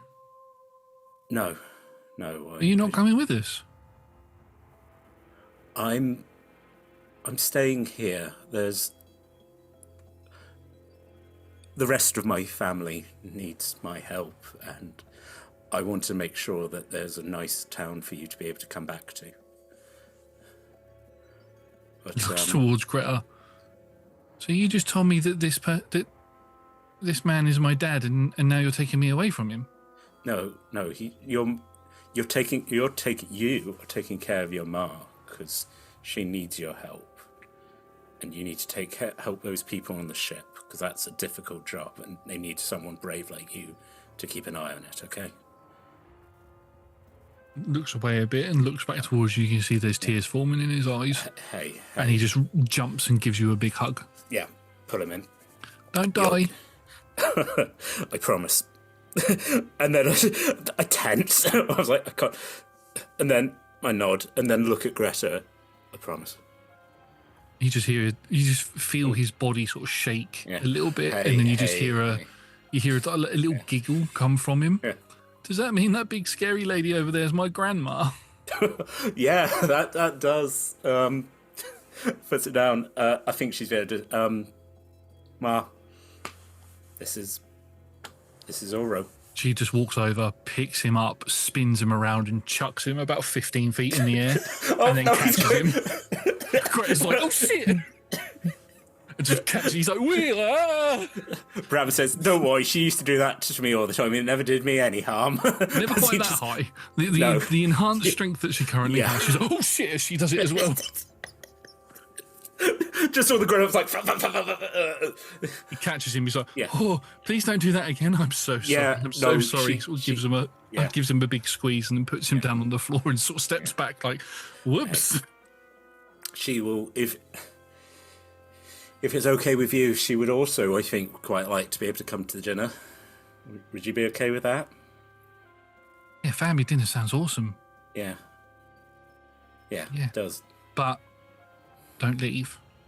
No, I promise I'll be here for you when you come back. Okay. And you watch as he goes into his little backpack that he's got, and he pulls out something, and he's got it clasped in his hand, and he brings it over to you, and he hold out your hand, slaps it into your hand, and closes it, and then pushes it back to you, just so you remember me. I could never forget you. Remember to come back. I love you, Aura. No, you be brave and you take care of your ma, okay? Oh, I will. Can we go now? Yes, let's go. Thank you. And I just sort of like put my hand on the side of her face and just like. she doesn't shy away from it. But it's And then we fade to black on what happens there. No, she gives you a big kiss. What are you doing in the street? I give her a kiss back. Fade to black. Aura's like, I did not need that. Anyway, kiss and then turn. As we're walking, I open my hand. What does he give me? It's a bracelet, a rope bracelet, and it's got three marble beads on it, little black beads, and on it is it says Oro on those beads. Actually, more beads than that. It says Oro and Greta. Wow, he's full naming his own mum. That's powerful. Well, it could have been a gift from her. Oh, that's. Actually, to be fair, we all do seem like a group of people who'd be like, my name is O'Brenner. You can call me Mum, but you have to know this is my name, and this is what we put on our taxes, because we do pay taxes, even though we live in the woods. I put the bracelet on, probably on my shield arm. I also would like to point out, and this would be fun for the fight scene, Brahm has spent his entire life working with a mace, and now he's been given a sword. So, once again, Nat's continuous thing of just watching this, I'm just like... Cut, not bonk. Big bonks. Hit them on the pommel. Hey, break their nose. It's not good. Cute. Meanwhile, just across town, there's just Elodie and Lilly being like, how'd you sign off a letter to a crime syndicate? Gods? Really squiggly with the kisses. Best wishes? No, don't put kisses. Oh, but I might make okay. Unless, do you think they would respond to flirting?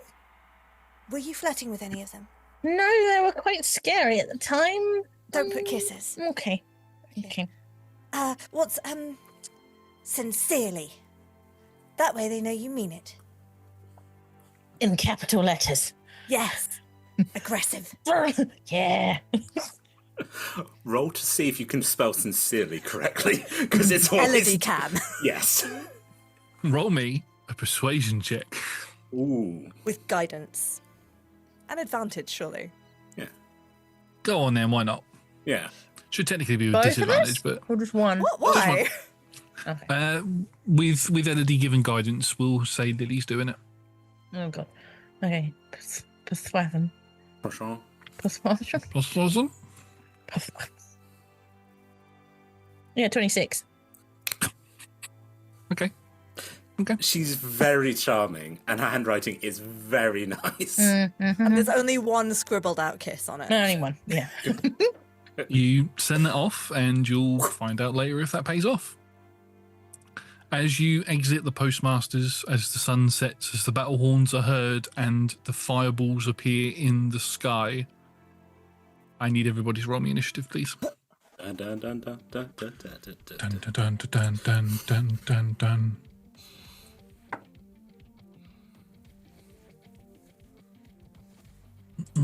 Right, let me just Oh, roll. my. I'm making this easier for myself, and I'm putting groups. Oh wow, one rolled a natural 20. I'm putting groups together.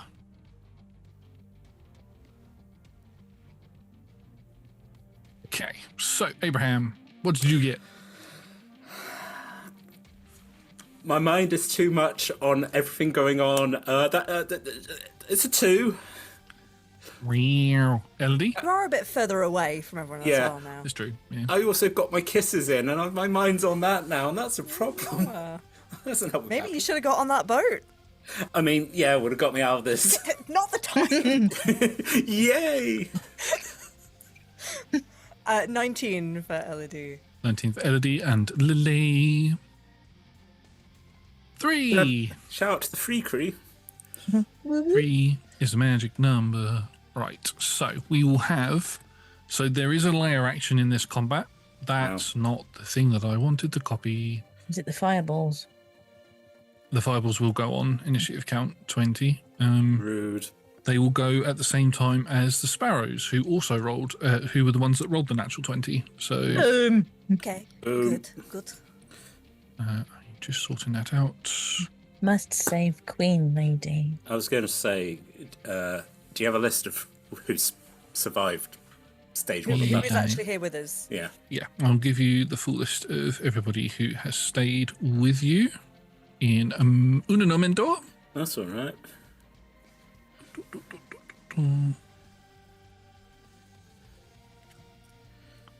Okay, so for the purposes of this combat, the sparrows will mainly be fighting in the background against, because this is a large army that's going to be fighting. So there's nobody that actually going to be in the direct combat you're going to be in with the few soldiers and stuff. They'll be doing all of the... There's going to be rolls for them to see how they do against each other in the background. But in terms of who is there, you've got Rodney, Merida, Zatanir, who is Merida's bodyguard, or horde, Thaddeus, Thena, and that's it. That's just them. We also have the mech kicking. Oh around. yes, Yeah. Agnes and Agatha are both there, as is Heartpiercer. There's also a group of gladiators because they were able Yes. to Got out. free. They got out. They got out. Yeah, they were able to free them. The quartermaster is also there, and will be fight. All of those people will be fighting on the top layer because they've just come out of the caves. You've also got a contingent of Aether Risen as well, but all of them are going to go on the Sparrow's turn. Yeah. Did Valak come back? He hasn't come back yet. Okay. And is What's the Chops there? The one we always forget. Oh. Ingrid, yeah, the she's a Sparrow. Sparrow, yes. Yeah. Ingrid, who's been here this entire time. I'd like it noted that Lily is keeping an eye on Merida because she heard her dad also say like Queenie thing and like, okay, possibly my new queen. So I'm keeping an eye. Make me a history 100% check. keeping an eye. Make me a history check, Lily, because you still have your dragon book. Luke, yeah. Oh, bless you. You're like, combat. But first of all, let me read my Hold on, what does encyclopedia. this mean? It would have been something that I should have actually asked for when that conversation happened, so I'll give you the information now. Oh, it's only a 9. There is Fireballs mention, are too scary. you know that dragons as a whole, dragons, dragonkin, all of that sort of stuff are a matriarchal thing anyway, so the fact that they're calling her queen makes sense because she would be considered leader anyway, so, and she is the mayor of the town. And actively, Lily is like, will save that particular person if anything bad goes down. Also, I know I'm not there. Are they saying queen as in you are my queen, or I am showing due diligence to a royalty? Like, is Lily's dad like, this is my queen? When you saw, because you were all there when Ren came over and spoke to her, he was treating her like she was royalty and she was his queen. Queen. And Lily saw Right. that. And Lily Like, saw my that, yeah. dad's treating that person like that. I'm going to treat that person like that. So, okay, so she is, even to a titan, she is a queen. Yeah. Interesting. Oh, what a web we're weaving. Oh, yeah, yes. Right, so at the beginning of combat, I need everybody to please roll me dexterity saving throws as these fireballs come into the town. Now, when I say fireballs, I don't mean the spell fireball. I mean large trebuchet rocks that have been set on, or mounds of stuff that have been set on fire and are being flung into the town. 22. Nice. 9. 12. Well, 9 and 12. So there are quite a few fireballs. So unfortunately, the 9 fails. Yeah. Everybody else passes as these balls come over. The ship is just leaving, so avoids taking any damage. If anything, one of the pier that it was on shatters and explodes, and it is sprayed with water and bits of wood. But everybody on the ship is perfectly fine. One of them hits into the building next to the postmasters on the opposite side of the road, right next to Tay Tanner's, the tannin shop. It smashes into that and explodes, and it sends shrapnel towards both Lilly and Elodie. Elodie, you are going to take... Elodie's just like rooting, has seen that like carnage has started as soon as we exit, and it's like, oh right, I should, and started like rustling through her bag so as not looking or paying attention. Oh, that wasn't a very high roll. That is going to be 3, 7, 12 points of bludgeoning damage to Elodie, and half that to Lilly. So what was that? Sorry, big pardons? 6 points for you. 6. Quarter my health. Bram, you will also take 6 points from shrapnel from various different places where things have exploded. Also, is my mum on the list? Is your mum where, sorry? Is my mum on the initiative? In the Sparrows initiative, yes. Cool. Yeah, she's gonna, she's not a sparrow, but Sparrows is basically the town, so she's gonna fight with them. So she's sort of like peeled off to go fight in another. She's peeled off to go. I've learned from the massive 64-person combat that we did for the Battle of Murkstead, and I'm just grouping them up, and they can all fight over there. It makes sense. She's just gone into the background to fight and is swinging her big hammer. Yeah. Yes, so that is the Sparrows, the townsfolk all begin preparing. You can see the guards in the guard station that are on the roof, and the people who have built the battlements over where Solomon's are firing arrows down, and you can see arrows are being flung back at them. So dodging and diving out of the way. Some people get hit and fall down. And they haven't penetrated the gates yet, so there are a lot of people who are standing around in battle positions near where the gate is, ready for when that happens. That is their turn done. That is the lair action also done. Elodie, it is your turn. Okay. So after getting completely covered in shrapnel, she staggers back. In quite a lot of pain actually from that, but as she staggers back, Lily will see she's got another a vial in her hand. This one's sort of sparkling a little blue, and she sort of looks up at you. This one's a little more fun, I promise. Okay. Right. Okay, Madam Lilibet, Celerimus, delighted to meet you. Farah, what ho? And seeing if will leap onto, very dexterously leap onto the back of the griffin. You coming or not? Yeah. We'll sort of like full on swashbuckler hero. I mean, she's not strong, but we'll grab your hand and kind of like swoop you onto the griffin in front of her and sort of like hold arm around your waist, another one holding on to Farah, and we'll sort of also get a pistol out ready. And I guess I can't control Farah's speed. You can. Can I? Okay, great, lovely. Yes.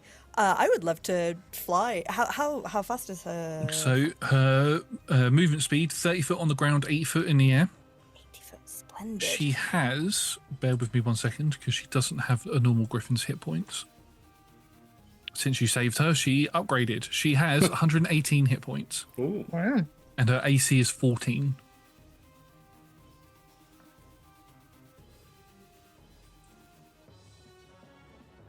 Eight foot, 80 foot 80 foot. fly. Amazing.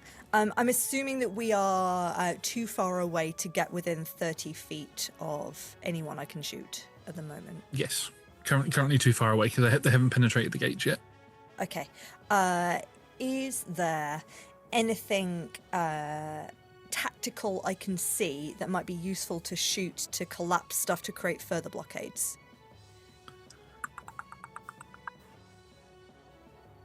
Make me a perception check, please. Sure. Let's just pause a second while I double check, because I think Solarimus reduces my perception.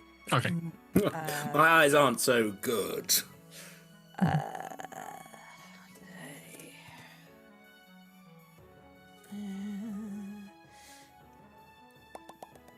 Give me my mutagens. Oh, it's with disadvantage on wisdom saving throws. That's fine. Okay, perception. That is a 10. 10. So, as you have mentioned it will be something that they have all already thought of, and there are a bunch, because there is like a small where the slope that goes up towards the upper level and goes round and meet where the guard station is, where the sort of wall has been built, that sort of slope area, loads of rocks and wreckage from the town have been put into these makeshift safety nets that have been put across. And the plan, one of the plans that Merida would have said would have been, when they start coming through, hit those, and that will just chuck rubble on them, thin their numbers and bottleneck them. Amazing. That'll be one way to try and fight them. So that'll be something that you can do. That is the plan then. Aiming down the barrel. I mean, can I get within 30 feet of it? Or... Oh yeah, easily enough. Yeah. Great. In that case, that's going to be... what a waste of a nat 20 for a 32 to hit the rope to set that off. Super hit the rope. like the most optimal place to have hit that rope. Point, fire, it hits into the rope, which causes everything to collapse, ricochets off of something and disappears through over the top of the gate, and you just hear it, on the other side, someone's hit! Right. Okay, you killed one of the soldiers. What? Just one? All of them? All of that rubble falling off, only one of them died? Well, they haven't come through the gate yet, so once they start coming through, then that rubble's going to narrow them into a tight spot. So you've done that, but you managed to kill one as they were approaching. I thought you were describing it as like some of it was going to fall on them. All right, well, I'll take it. I think what that nat 20 is for Lilly. Like, this is just the coolest person you've ever met, obviously. Yeah, like Lilly. It's still very clear Elodie, but just completely like different way of moving. It's just little blue feathers speckled across the face now, but also like the swashbuckling hero of fairy tales. Canonically hot. All of us get a little bit flustered when he turns up. Yeah. Anime blushing. Correct response. That's what I'm talking about. Into the fray, Watto. And I do not slap Lilly on the behind. I was more like slapping my thigh, like Lord. Just imagine if we did that and we're like, okay, stop the battle. That's not okay, man. I'm sorry, I'm from the past. Yeah, but still, no. Is that it? For Solarimus's turn. Yes. One thing that I will say is one thing that gets very much confused in D&D is that a round happens within 6 seconds, which means everything happens at the same time. So the enemies burst through the gate. Two large aether-infused ogre-looking creatures, similar to how Rodney looks when he transformed, burst through the gate. You hear somebody in the background go, "They have a cave troll," and then everything carries on as the army begins charging through. As Elodie shoots Solarimus shoots the net, and yes, you do start getting people. It's not enough to like kill them, but it's enough to tangle them up and cause them to fall over and take damage from it, and then narrow them into position as they begin charging through. They are going to run. You two are flying in the air. So in terms of the combat that you are going to be involved with as a 3, 4 if you include Farah as well, you have got 1 ogre and 5 Imperial soldiers to fight. Everything else is being fought in other areas of the town. And they all go on the same initiative just to make things easier. Cool. But that is their turn. They needed to get into position. Bram, it's not your turn yet, but what I will say to you is Lilly and Celerimus are flying around on the griffin, and you see a big shadow appear, and you look up, and there is an ogre staring you down. What? Good evening. It just roars in your face. Oh, shut up.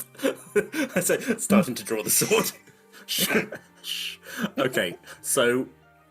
It's not your turn yet, though. Ogre... No, I know. Ogre and the 5 soldiers, and then this one in front of me. No, so it's the same ogre. Oh, so the ogre came in, ran down the hill. Yeah, the other ogre has gone off in another direction. In fact, you watch as the other ogre runs and looks like it's going to begin making its way up the top ramp, but then it suddenly disappears off and smashes into one of the nearby buildings as another ogre rugby tackles it, picks it up into a suplex position and throws it over the top of it, and then flips up as Rodney has transformed into his ogre form. Oh, boy, Rodney. And I should say, when I'm describing ogres as a creature, these Aether ogres are like, for anybody who has ever played Dragon Age, they are like the Dragon Age ogres. So they got the big horns sticking out of their heads and big and hulking things, not general ogres from D&D. This is so. Previously, when he was transforming, he started transforming into an ogre. And then when he helped you in the fight against Dracolich, when he was sort of slammed it down, he was in that form. So yeah, that was the thing that we kind of tackled it out of him, and now this is fully converted. Okay. But he's on your side. Yes. I mean, still like a concerning. were-ogre. Yeah. Kind of, yeah. Yeah. A neat trick that he has as a Aether Risen. Oh, Rodders. Yes. So, at the end of their turn, Lilly, it is your turn. You are on the back of Farah flying. How high would you say you're flying currently? I mean, it's got to be within 30 feet of those ropes that I was shooting, so... Okay, you're about 30 feet in the air then. Probably about 30 feet in the air. Okay. Cool. All right. For the purposes of this combat, focus on the 5 and the ogre. Anything that you do in the outside combat, it's not really going to do anything, to be fair. Mm-hmm. Okay. Then I quickly say, "Do you think you can get the griffin to hold my talons?" If you're happy with that, Yes. We'll sort of Drop me. we'll grab Lily's hand to support her down, but Farah, in the claws. Farah will grab Lilly by the arms. As we described earlier, griffins in this world and in most mythologies are half lion, half eagle. So the head is an eagle, the front arms are like eagle legs, and then the rear end is all lion. Thank you. Lion, baby. All lion, baby. Okay, so I'm going to cast Flaming Sphere at the 5.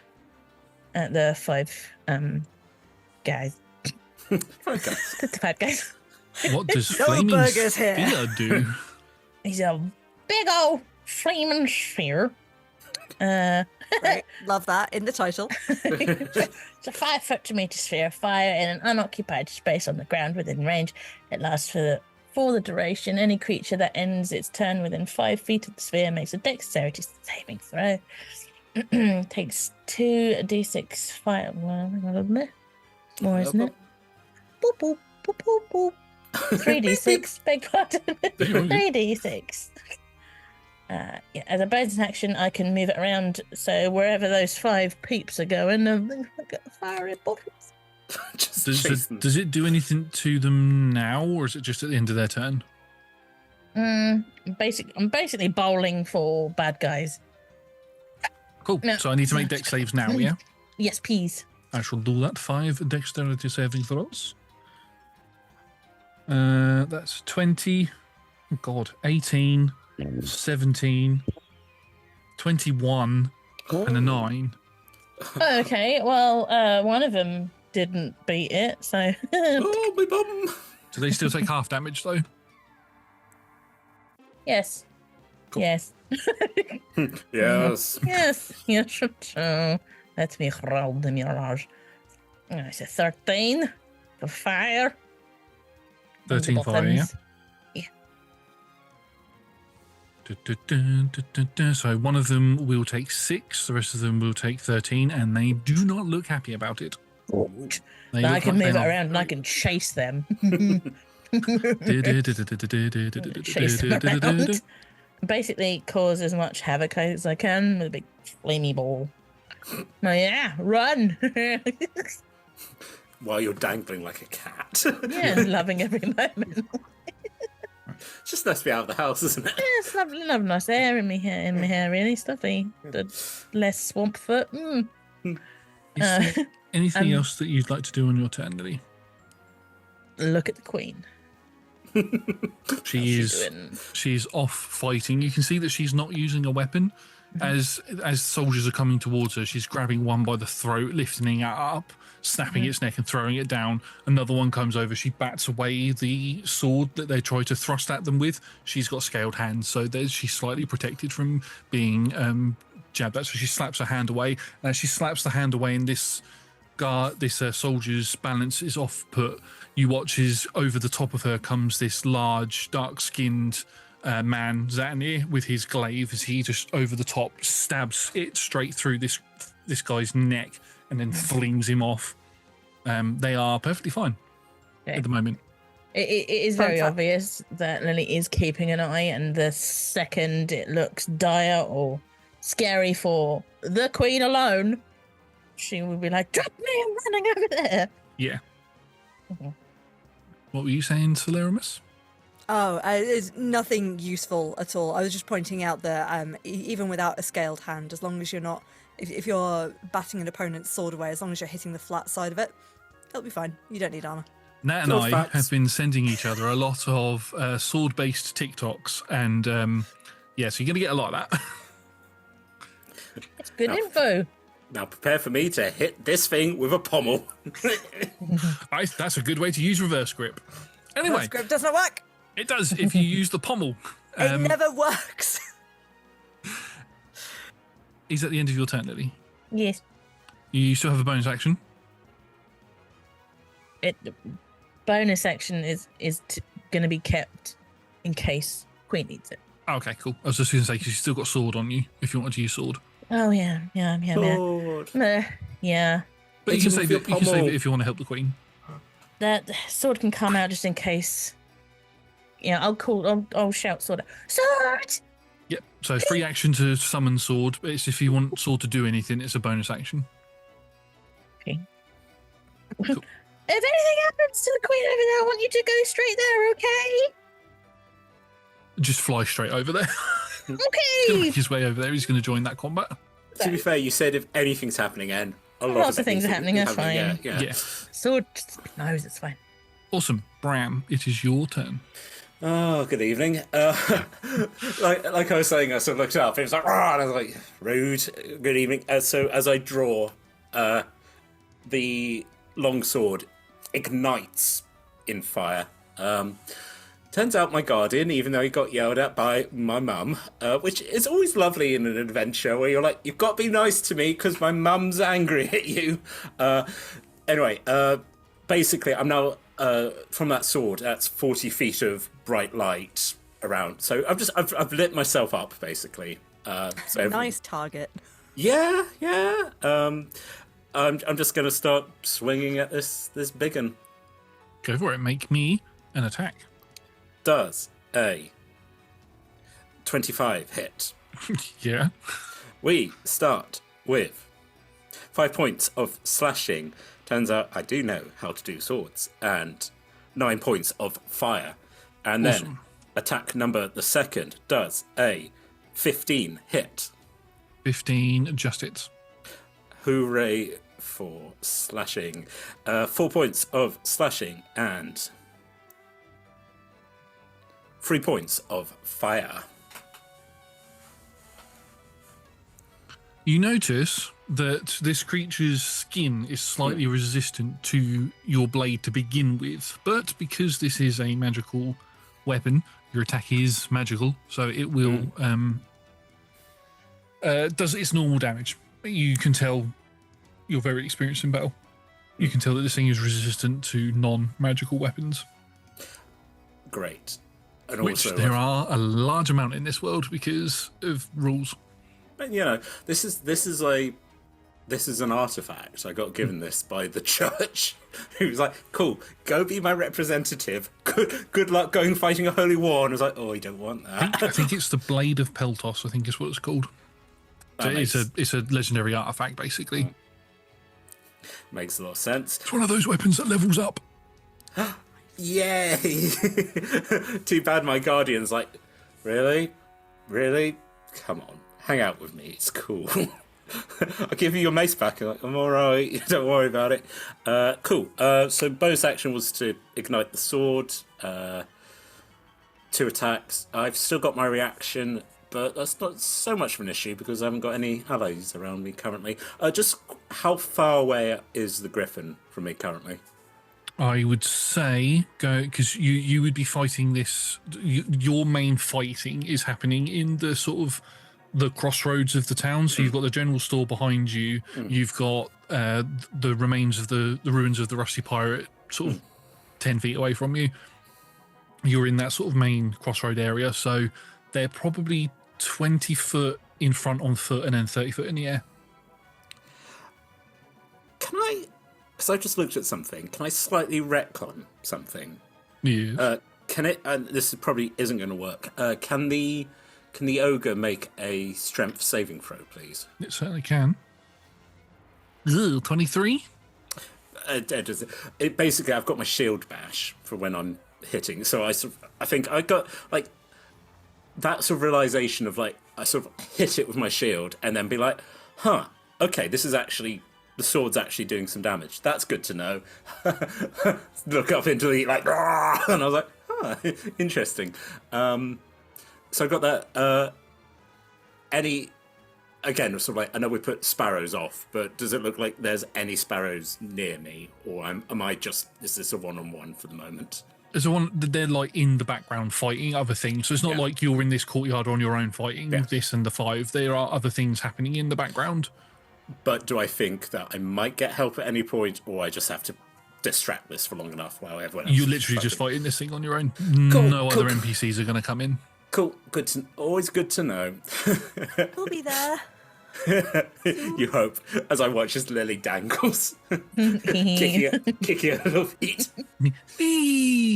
So at the end of your turn, we move to the top of round 2 and we come to the layer action. The first thing that happens is the entire town shakes. And for Elodie and Lilly in particular, because you are higher elevated and Brahm is focusing on this big ogre fighting, you watch as at the very peak of the mountain, this brilliant column of light shoots up into the sky, parting the clouds and hitting something like a barrier up in the top, up at the top of the mountain. You also watch as you know, that will happen in 6 seconds time, but that's what's happening at the minute. No. We stayed down here, so that didn't happen. Oh, for fuck's sake. I should say it's a brilliant white light, not purple light.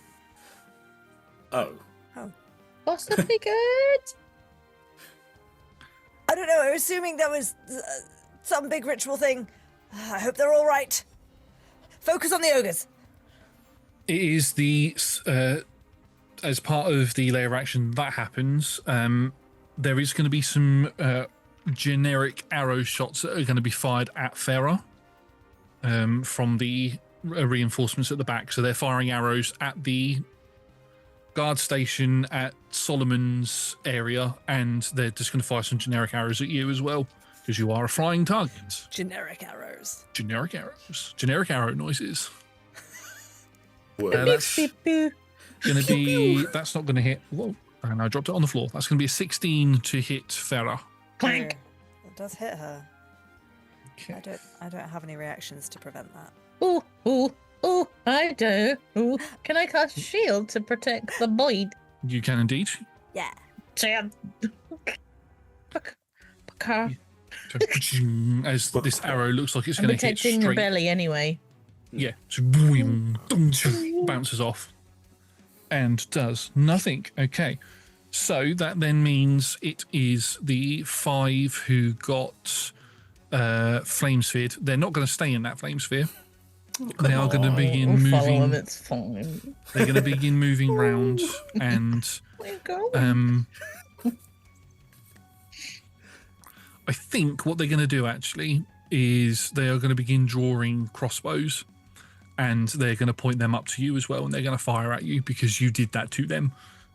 Also, I feel really bad just having everything attack Brahm.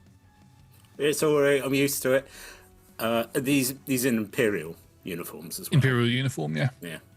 No Reavers. There's no Reavers at all anywhere. Also, just like normal Imperial, they're not like a church. Sort of No, the church. Lily would know this, that there are church people meant to be coming. They're not here yet, and you know that they're like the elite arm of the military side of the church. So you'll know when they arrive. Is there any assassin bastards? You haven't seen any assassins yet, Good. but you also Not know that they supposed are to. part of the force. Mm. Yeah, you're Oh, not. they know me. yeah, Okay. you're not supposed to until the last minute. The assassins are currently one with the Force, and you should not see them until they strike. So against Farah, whose AC is 14. 14 plus 5, so 19 now.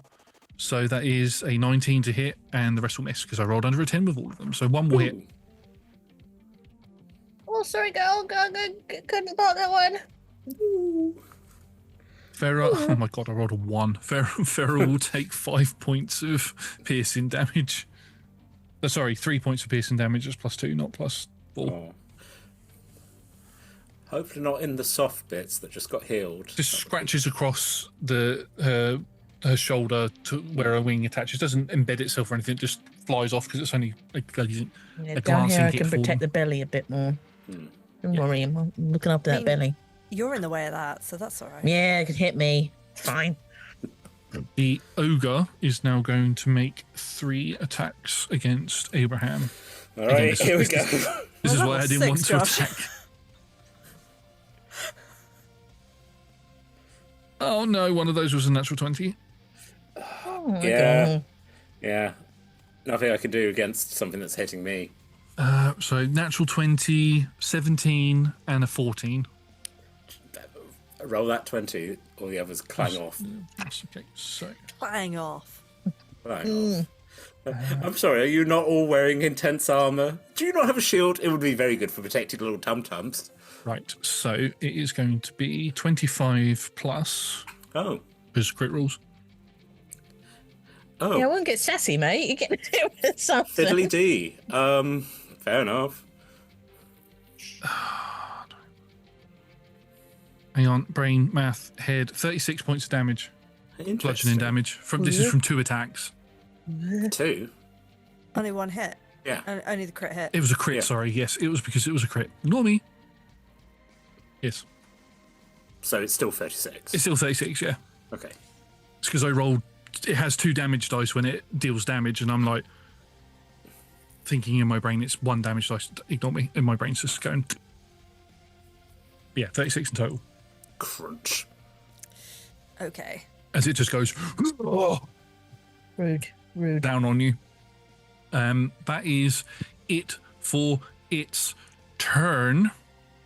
And as Sparrow's turn and everybody else's turns has happened, is more fighting is going on in the distance, in the background and things. Elodie?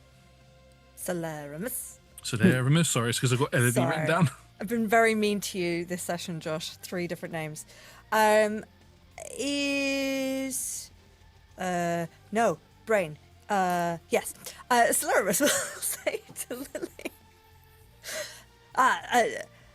Lily, my lady Lily, would you care to stay in the air? I think we ought to pop down and give Abraham a little hand. But you feel free to stay in the air if you'd like.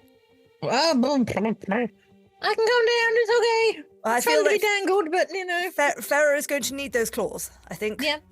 Good plan. Do you want to hop back on the back, or are you going to fly? I can't fly right now, so best just drop me. No, we should never drop a lady. No. I'm going to instruct Farah to swoop down and attack. Does she her turn like after my turn? Does she get attacked? Yeah. We'll count her as your familiar for this. Oh. Amazing.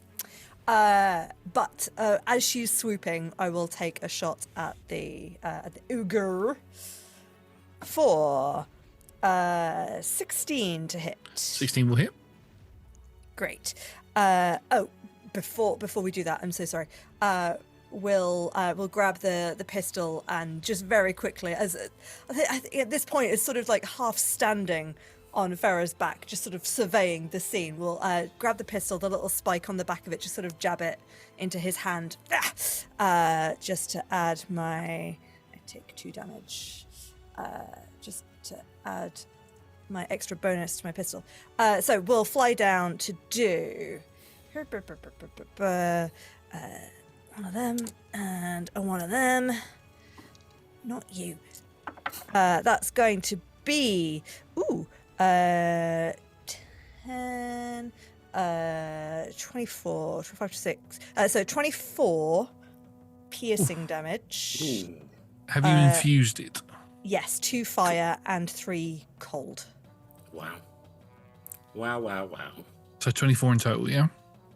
No. 24 piercing damage plus 2 fire and 3 cold. So 29 in total. Cool. That makes that actually a lot easier to calculate. Thank you. Maths.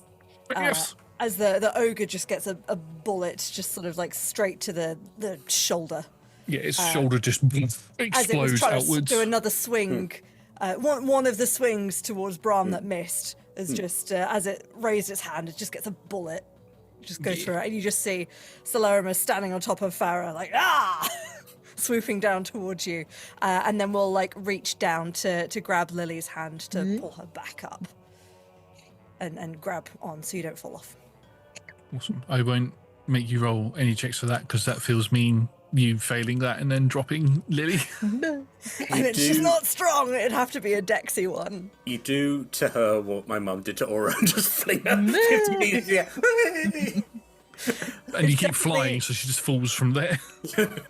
It's definitely acrobatics using leverage, and maybe Farah does like a little like barrel roll situation. So it's more like It's all showmanship. you're flung rather than pulled. Yeah. Cool. Anything else on your turn? No, that's action, bonus action. I'm staying on Farah, but I would like Farah to swoop in and attack the ogre as well, please. Farah gets 2 attacks, again, because she's a slightly upgraded griffin. You can choose to make a beak attack, or 2 beak attacks, or 2 claw attacks. What are the bonuses, etc. for them? So both are +8 to hit. Both have a 5-foot range. The beak does 1d8 plus 4 piercing damage, and the claws do 2d6 plus 4 piercing damage. Slashing damage, sorry. Oh, we'll do the claws then. Yeah, you can go for think 2 claw that's- attacks. Yeah. Is that 2d6 plus per claw? Per claw. Yeah, great. So we'll do that one then. Yeah, cool. So make me 2 attack rolls with +8 to hit. Alrighty. Go, Farah. That is a 25 and a nat 20 for a 28. Okay, so we'll do the 25 first Yeah. to hit. So that's just 2d6 plus 4. 2d6. Where's my other d6? That's going to be 10. 10. This isn't magical, so it will be halved. Uh-huh. Yep. And then for the crit, as per crit rules, you maximize the dice 12. roll. So 12 plus 4 is 16. Yeah. And then you roll double the dice, which is where I was getting confused with the ogre. Right, okay. So we're already at 16. That's 23. Yep. 24, 29. 29 in total, which will be halved down to 14. Yes. So, but the ogre does not look well from these claw attacks as you basically just assaulting this thing, scratching at it. Bram, you're trying to block the attacks as it's slamming down at you, and this griffin and shots are coming at it. Yeah, there's blood pouring everywhere. Poor Bram, just new body and he's already blood soaked. Just like You all right this down is- there, Brom? I'm fine. It's a normal Monday for me. Keep at it. We believe in you. You just hear very quiet, yay, from underneath the shield. He's very excited to see him again, but just as a thing of like going, this is miserable. Is that the end of your turn, Elodie? And Vera.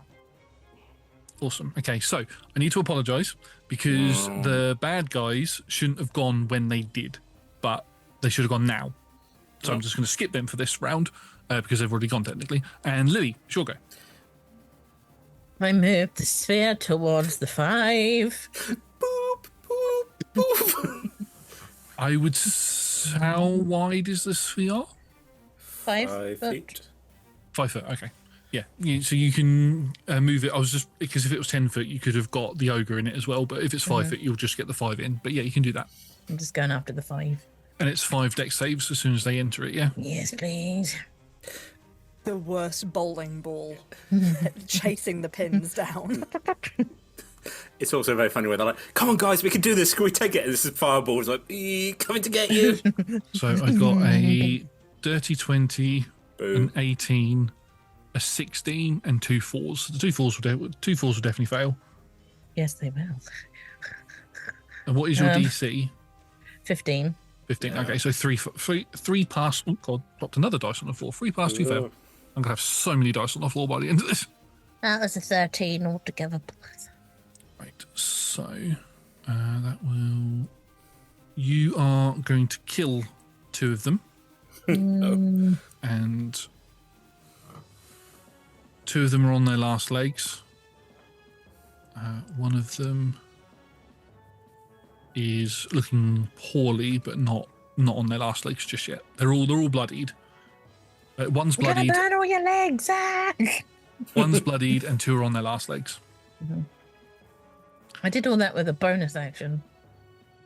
So what are you going to do for your action? Murder. I've also got a gun.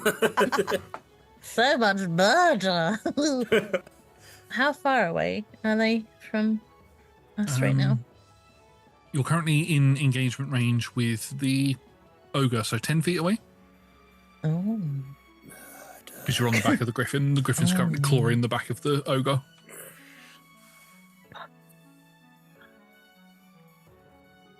Um, 10 foot. Oh, I'm gonna breath weapon at them. I'm gonna have a little bit of a poison. What As save do I well need to make? You need to make a con DC, please.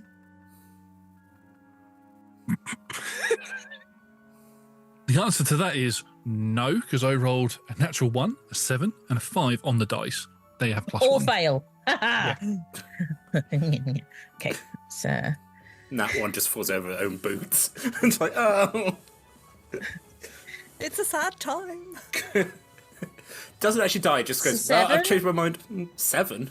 7 acid damage. You melt the faces off of 2 more of these, and the final one is left on their last legs. I'm gonna burn your legs in your face. They just crumple to the floor. Roll intimidation, because that's terrifying to hear after watching your friends' faces melt. Yes, please roll intimidation. Yeah. I could give myself a gonna boost make in that, but I'm not faces. going to.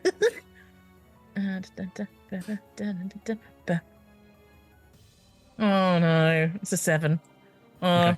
I'm got a bit of acid dribble. Ooh, sorry. Solaris is like, my lady Lilibet, that is truly. Oh, you've got a little. sorry, no, yeah, sorry. you just wanna, Happens sometimes, I'm sorry. yeah. You got green on you.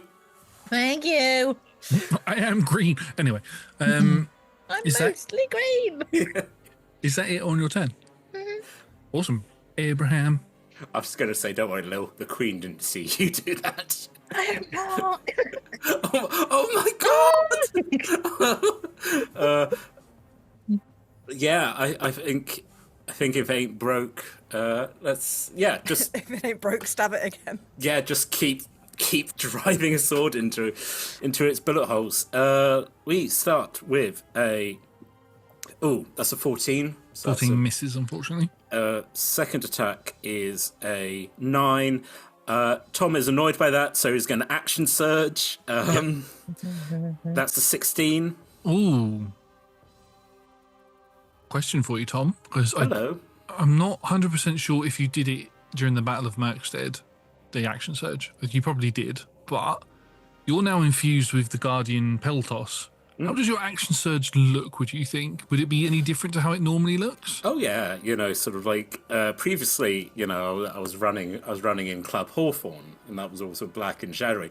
This one is like literally like the fires of justice explode out of me, and I think just for a moment for my associates flying, there's just wings. There's just the fiery wings as I just keep. Join the club. I'm Wings! Wing Club. The attack is beautiful. 11 slashing and Need to hit first. no, it did. It was a 16.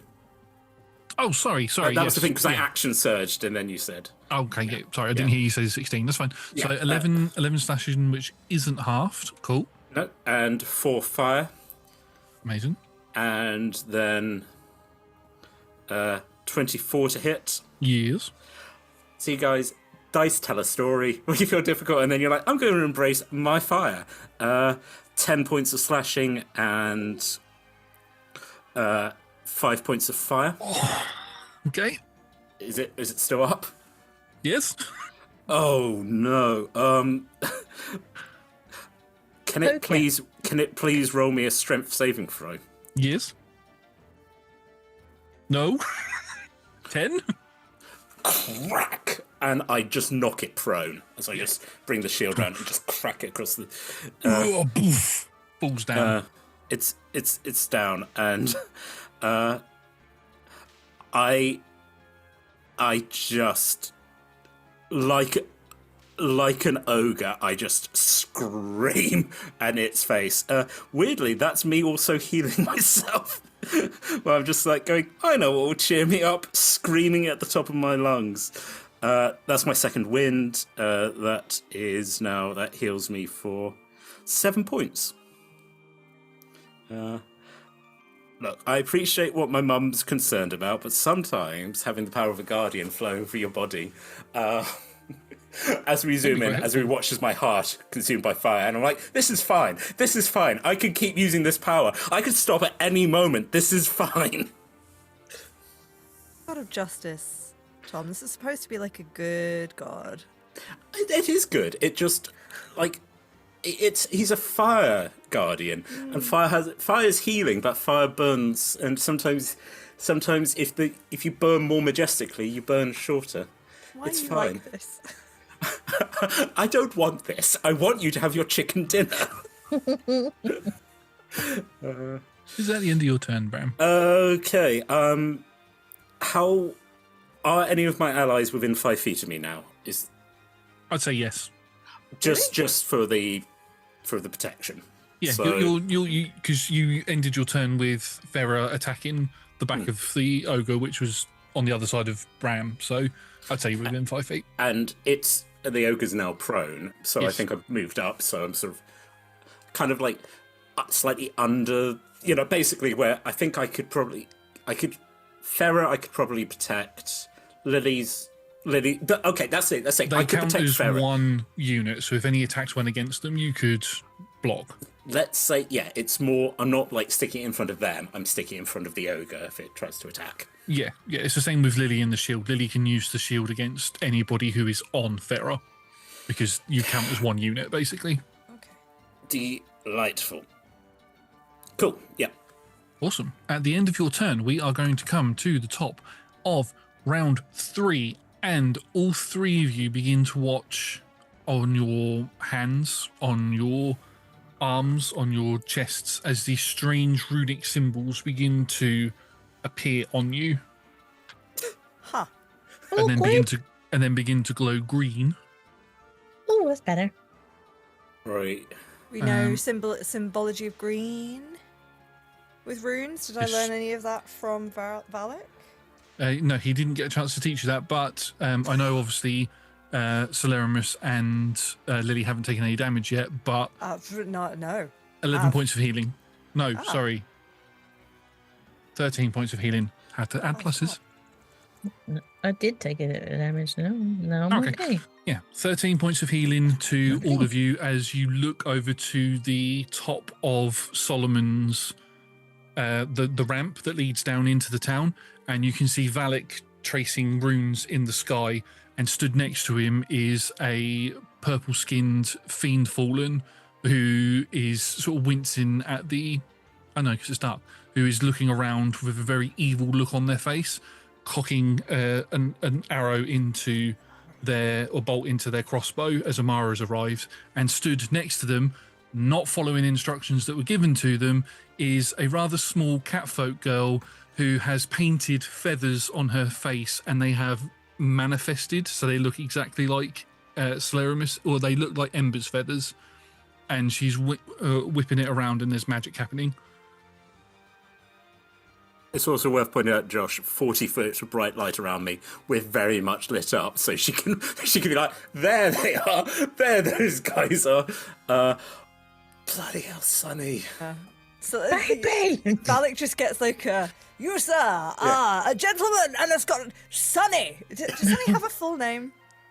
Yes, her full name is Ray Del Crow, but nobody knows that. No, I don't know. No, I meant like, I don't know, Sonny, like...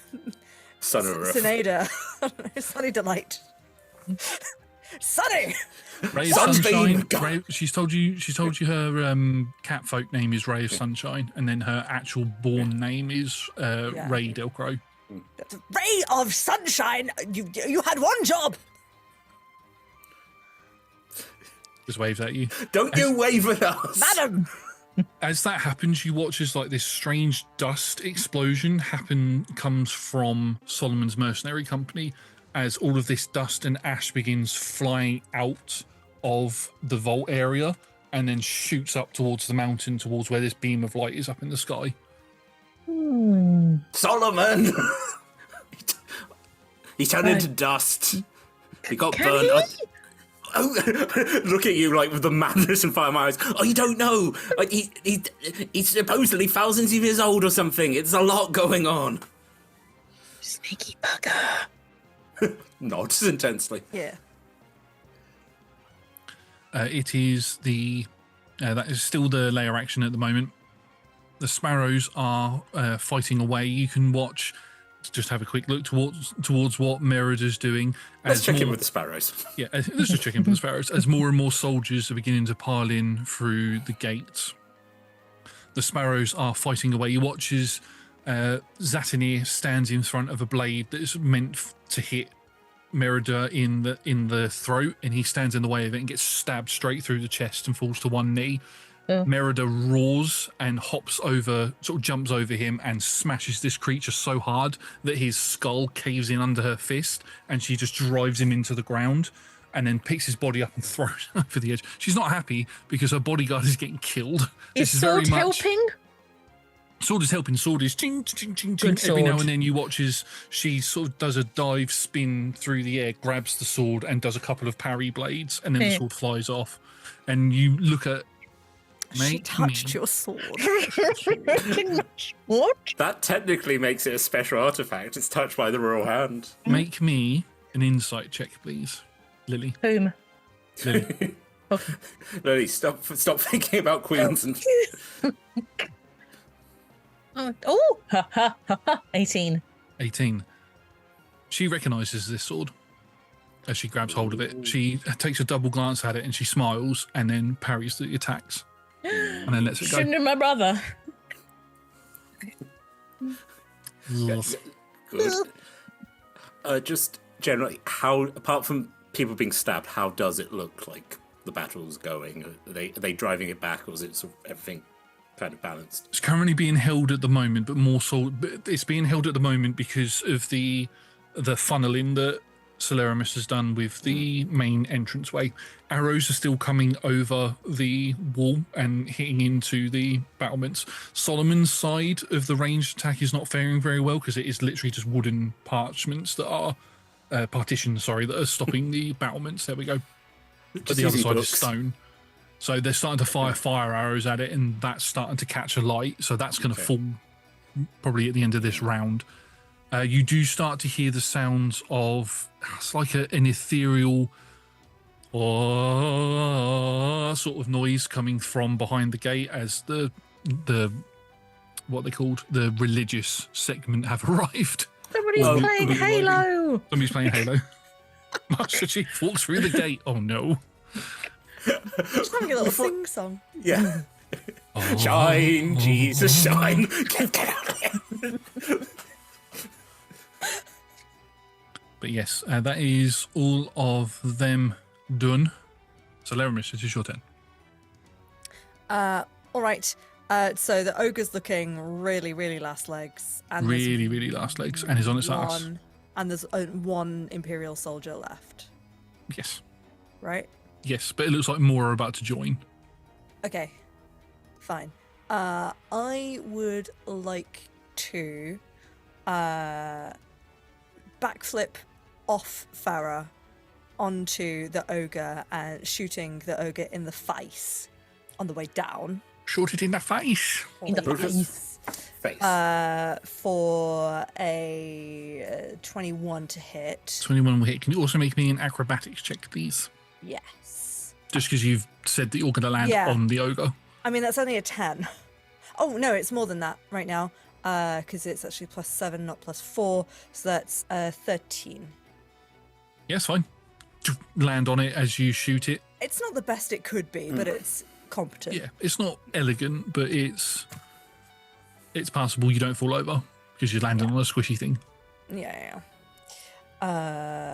Let's see. That's going to be...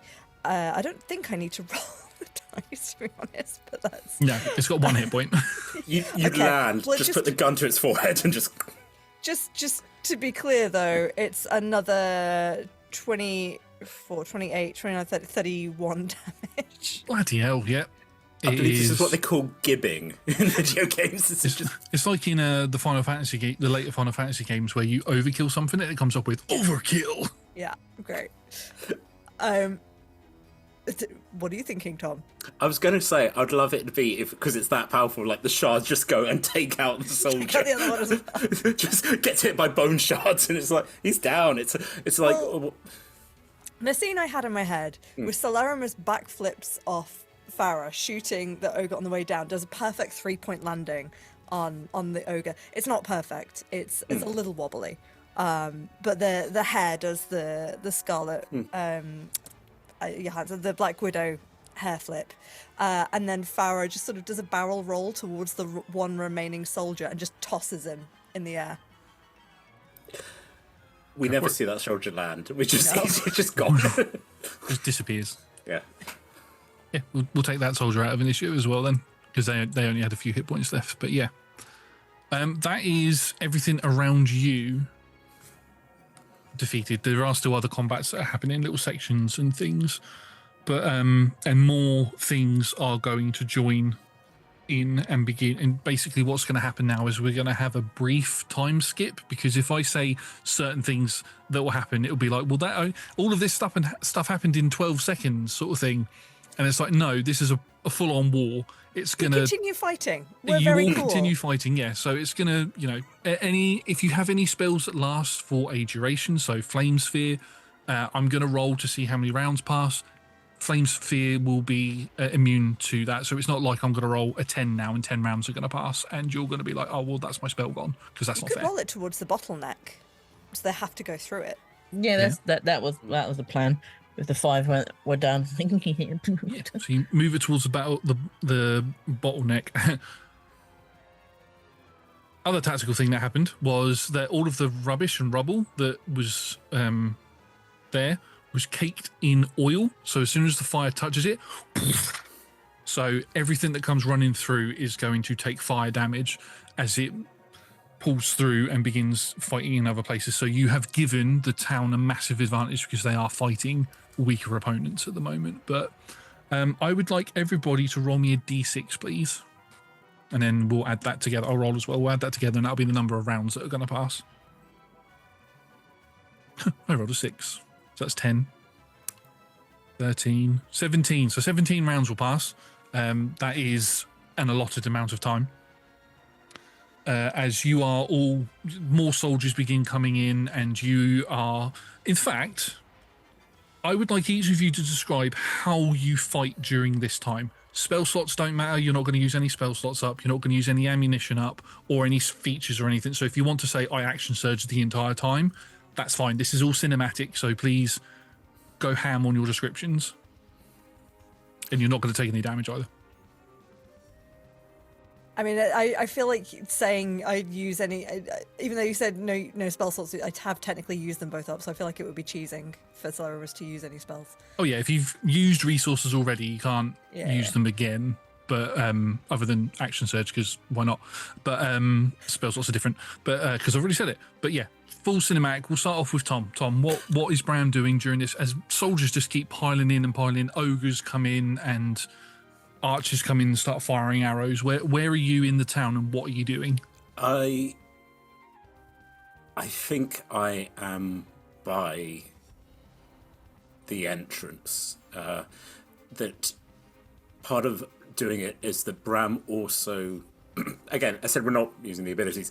I've got the protection from energy thing, which I use on as fire, which is my thing. So Brahm is almost not in the bonfire, but is there. And also part of my superiority dice is I get rallying. So Brahm is very much front line, driving it back, shield to block people, and I mean, we've established that Rodney later tells the story of this, and this is the story he tells about to Bram's grandchildren, that your grandfather, it may be his final stand, but stood and held the wall as long as he could, and just basically doing the best to be a commander. I mean, Vasalia's not here, but Bram's not the tactical one, but Bram's more sort of guerrilla warfare, fighting it, driving it back, and hoping for the best, really.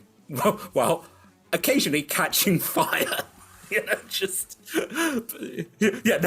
fire in the hand and oh, don't you know, injustice, slams it into someone's face. It's like, oh no, my face is melting, like my brother Brian. It's like, Brian died a terrible death. As you're fighting and parrying and blocking, Thaddeus is fighting next to you, and he smashes somebody's skull in with the butt of his greatsword, and then spins it around and cleaves another one in half while parrying another attack.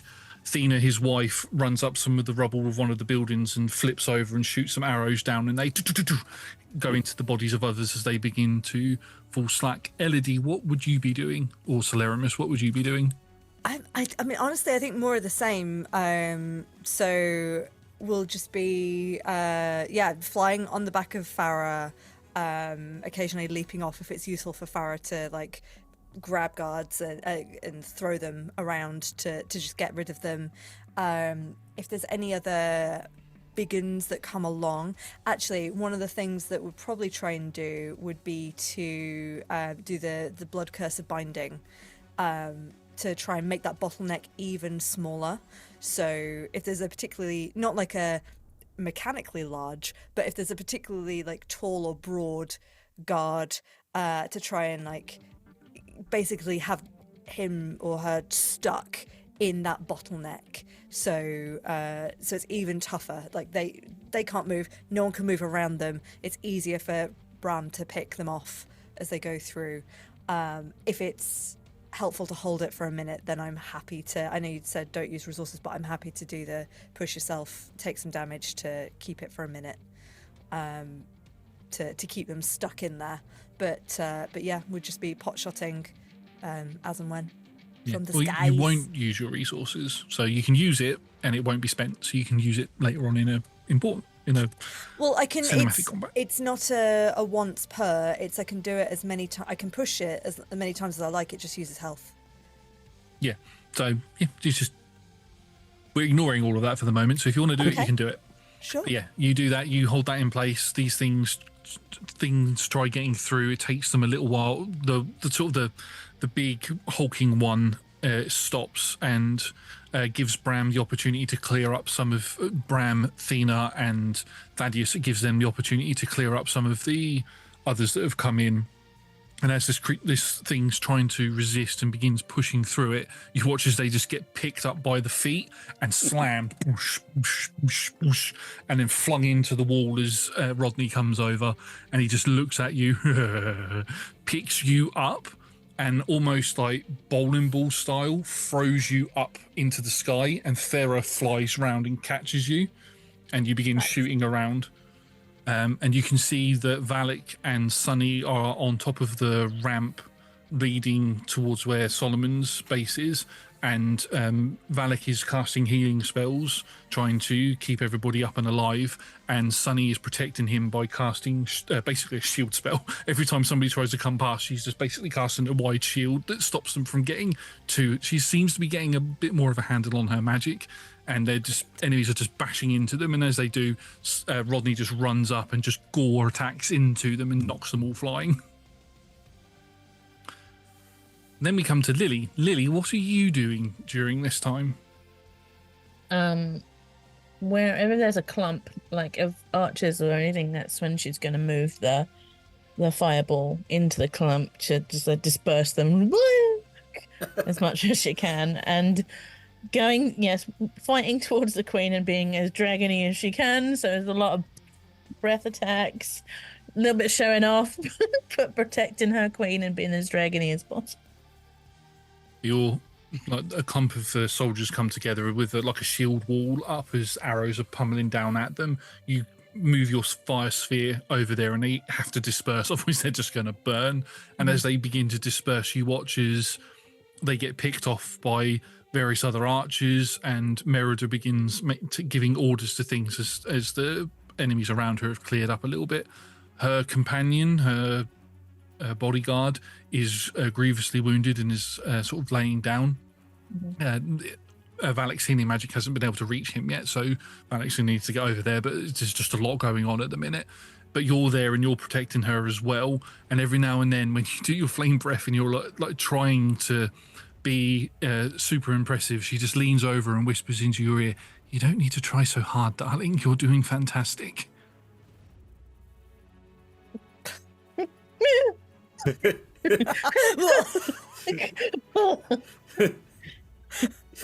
And we'll try and cast shield around him if he's like laying there like every now and then, so he doesn't die.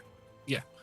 Anybody who is not flying, as we come to the end of that sort of time skip that we have, anybody who's not flying, I'm going to need a dexterity saving throw from, please.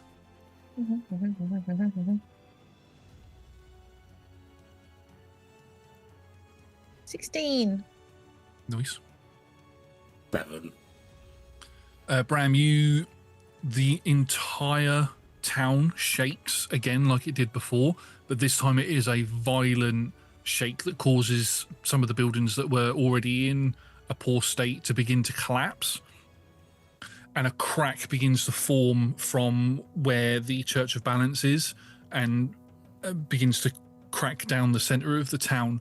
And you can look over and you watch as the mountains themselves are shaking and beginning to pull upwards. That beam of light, long gone. That only lasted 2 rounds, so about 12 seconds. But the entire mountain, one of the mountains that is next to the town, begins to lift up out of the sky, and it's like a how they describe how icebergs are. You can see, when it's above the water, it's a little thing, but it looks quite big. But as it begins to come out, it's massive underneath, it's like a continent on its own begins to pull out of the ground and lift up into the sky, right where the temple is, as that everything is lifting out of the sky. And Valak looks over and he goes, "Wait, what? Bram, yeah. I've got a connection. Get over here, quick!" Dash over. We're also now gaining temporary hitch points. thanks, being an orc. Yeah. What? I mean, get the others over here, quick! As fighting is happening all around you. Not as impressive whistle as the mayor, but as we'll sort of clock that from the skies and get Farah to swoop down by Lilly. Time to go. One thing that you do notice as you are coming down there, as you are quite high up, is as this mountain has been lifted up, the mountain was covering a large source of water, and water is beginning to cascade down into the town, flooding portions of it. Madam Mayor, time to leave. Town is being flooded. Right, okay, right, we're going to get everybody out of here. And she begins making orders, and she pulls out a wand out of her coat, there we go, points it into the sky and fires off some pyrotechnics. And as that happens, you hear a loud roar come from the sea as she's basically summoned Ren. He's going to turn into a dragon and fly over. As you all get to Valak... Ren was on the ship, right? Ren's on the ship, yes. He's going to jump off the ship and fly over as a dragon. So the ship's just at a distance, waiting and watching. Yeah, basically, yeah. Okay, cool. Just keeping an eye, certain NPCs are worried where they are. Showing people on there. Yeah. Valak, you run over to Valak, and Valak is fiddling with the device on his wrist. Strange thing happened. I know this is quite... Yeah, no, we get it, yeah. I've just connected to a new rune gate. Oh, right. Do you... Mountain? Yeah, I think so. Okay, yeah, The town is done for. It's being flooded. we need to go. If that gate, and Merida runs over, if that gate leads to the mountain, you all need to get there now. You need to go help the others. We're fine. We're going to get out of here. Good. We'll reconvene in a bit. Yeah, let's go. Onwards. You all rush down. Sword comes back to you, Lily. You've got sword. But just before you leave, Merida grabs your hand, Lily, and bows towards you. She's got her bodyguards slumped over her shoulder, and she nods towards you. Thank you very much for your help today. It will not be forgotten. Yes, my lady. Little curtsy. You are definitely your father's daughter, and your brother was a brave warrior. No.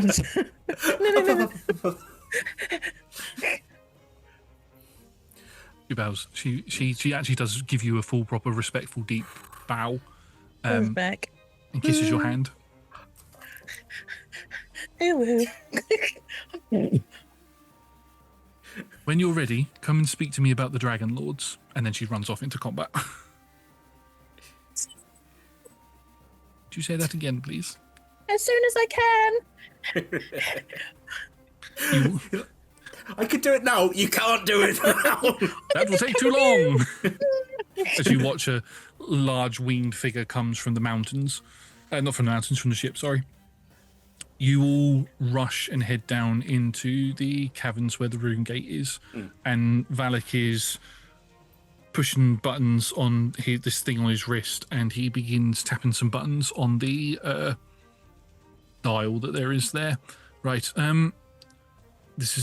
Thank you for your inspiration earlier, Abraham. I'm going to need that now, as he needs to make a check. This is a new gate.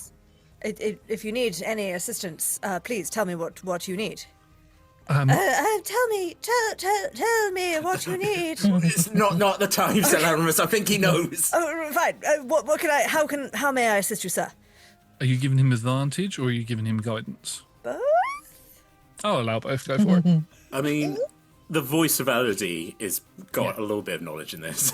Right. I need you to help me do any that begins directing you through. Now, I'm going to need to be able to get everybody else out of here, so I can't come with you. Elodie, you need to take this with you, and he hands you his book.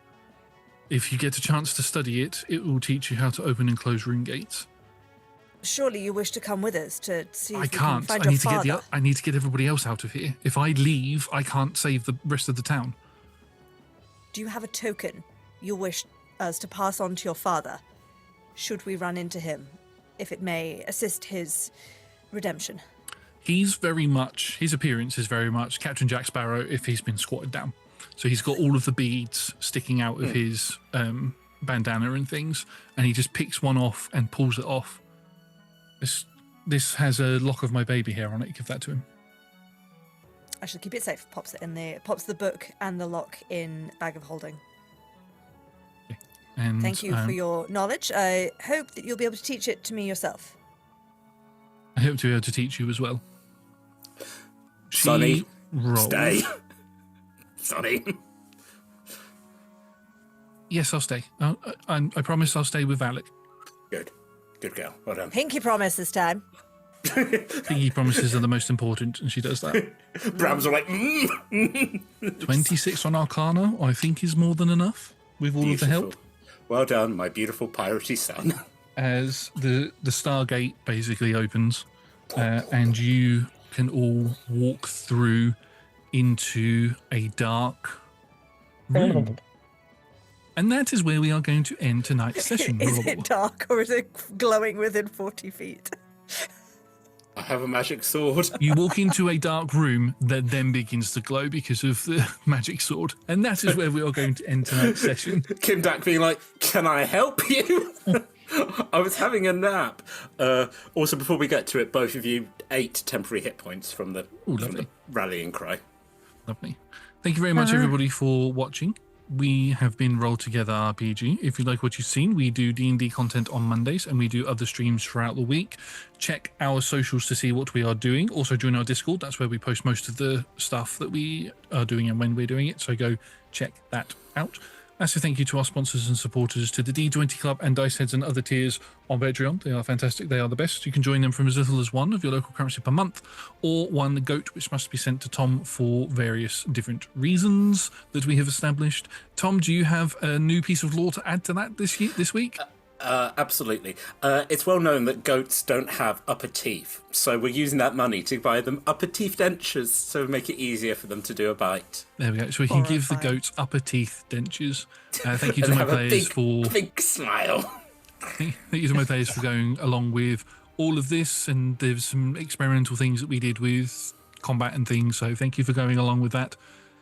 We will see you all next week to see what happens with this team. Goodbye.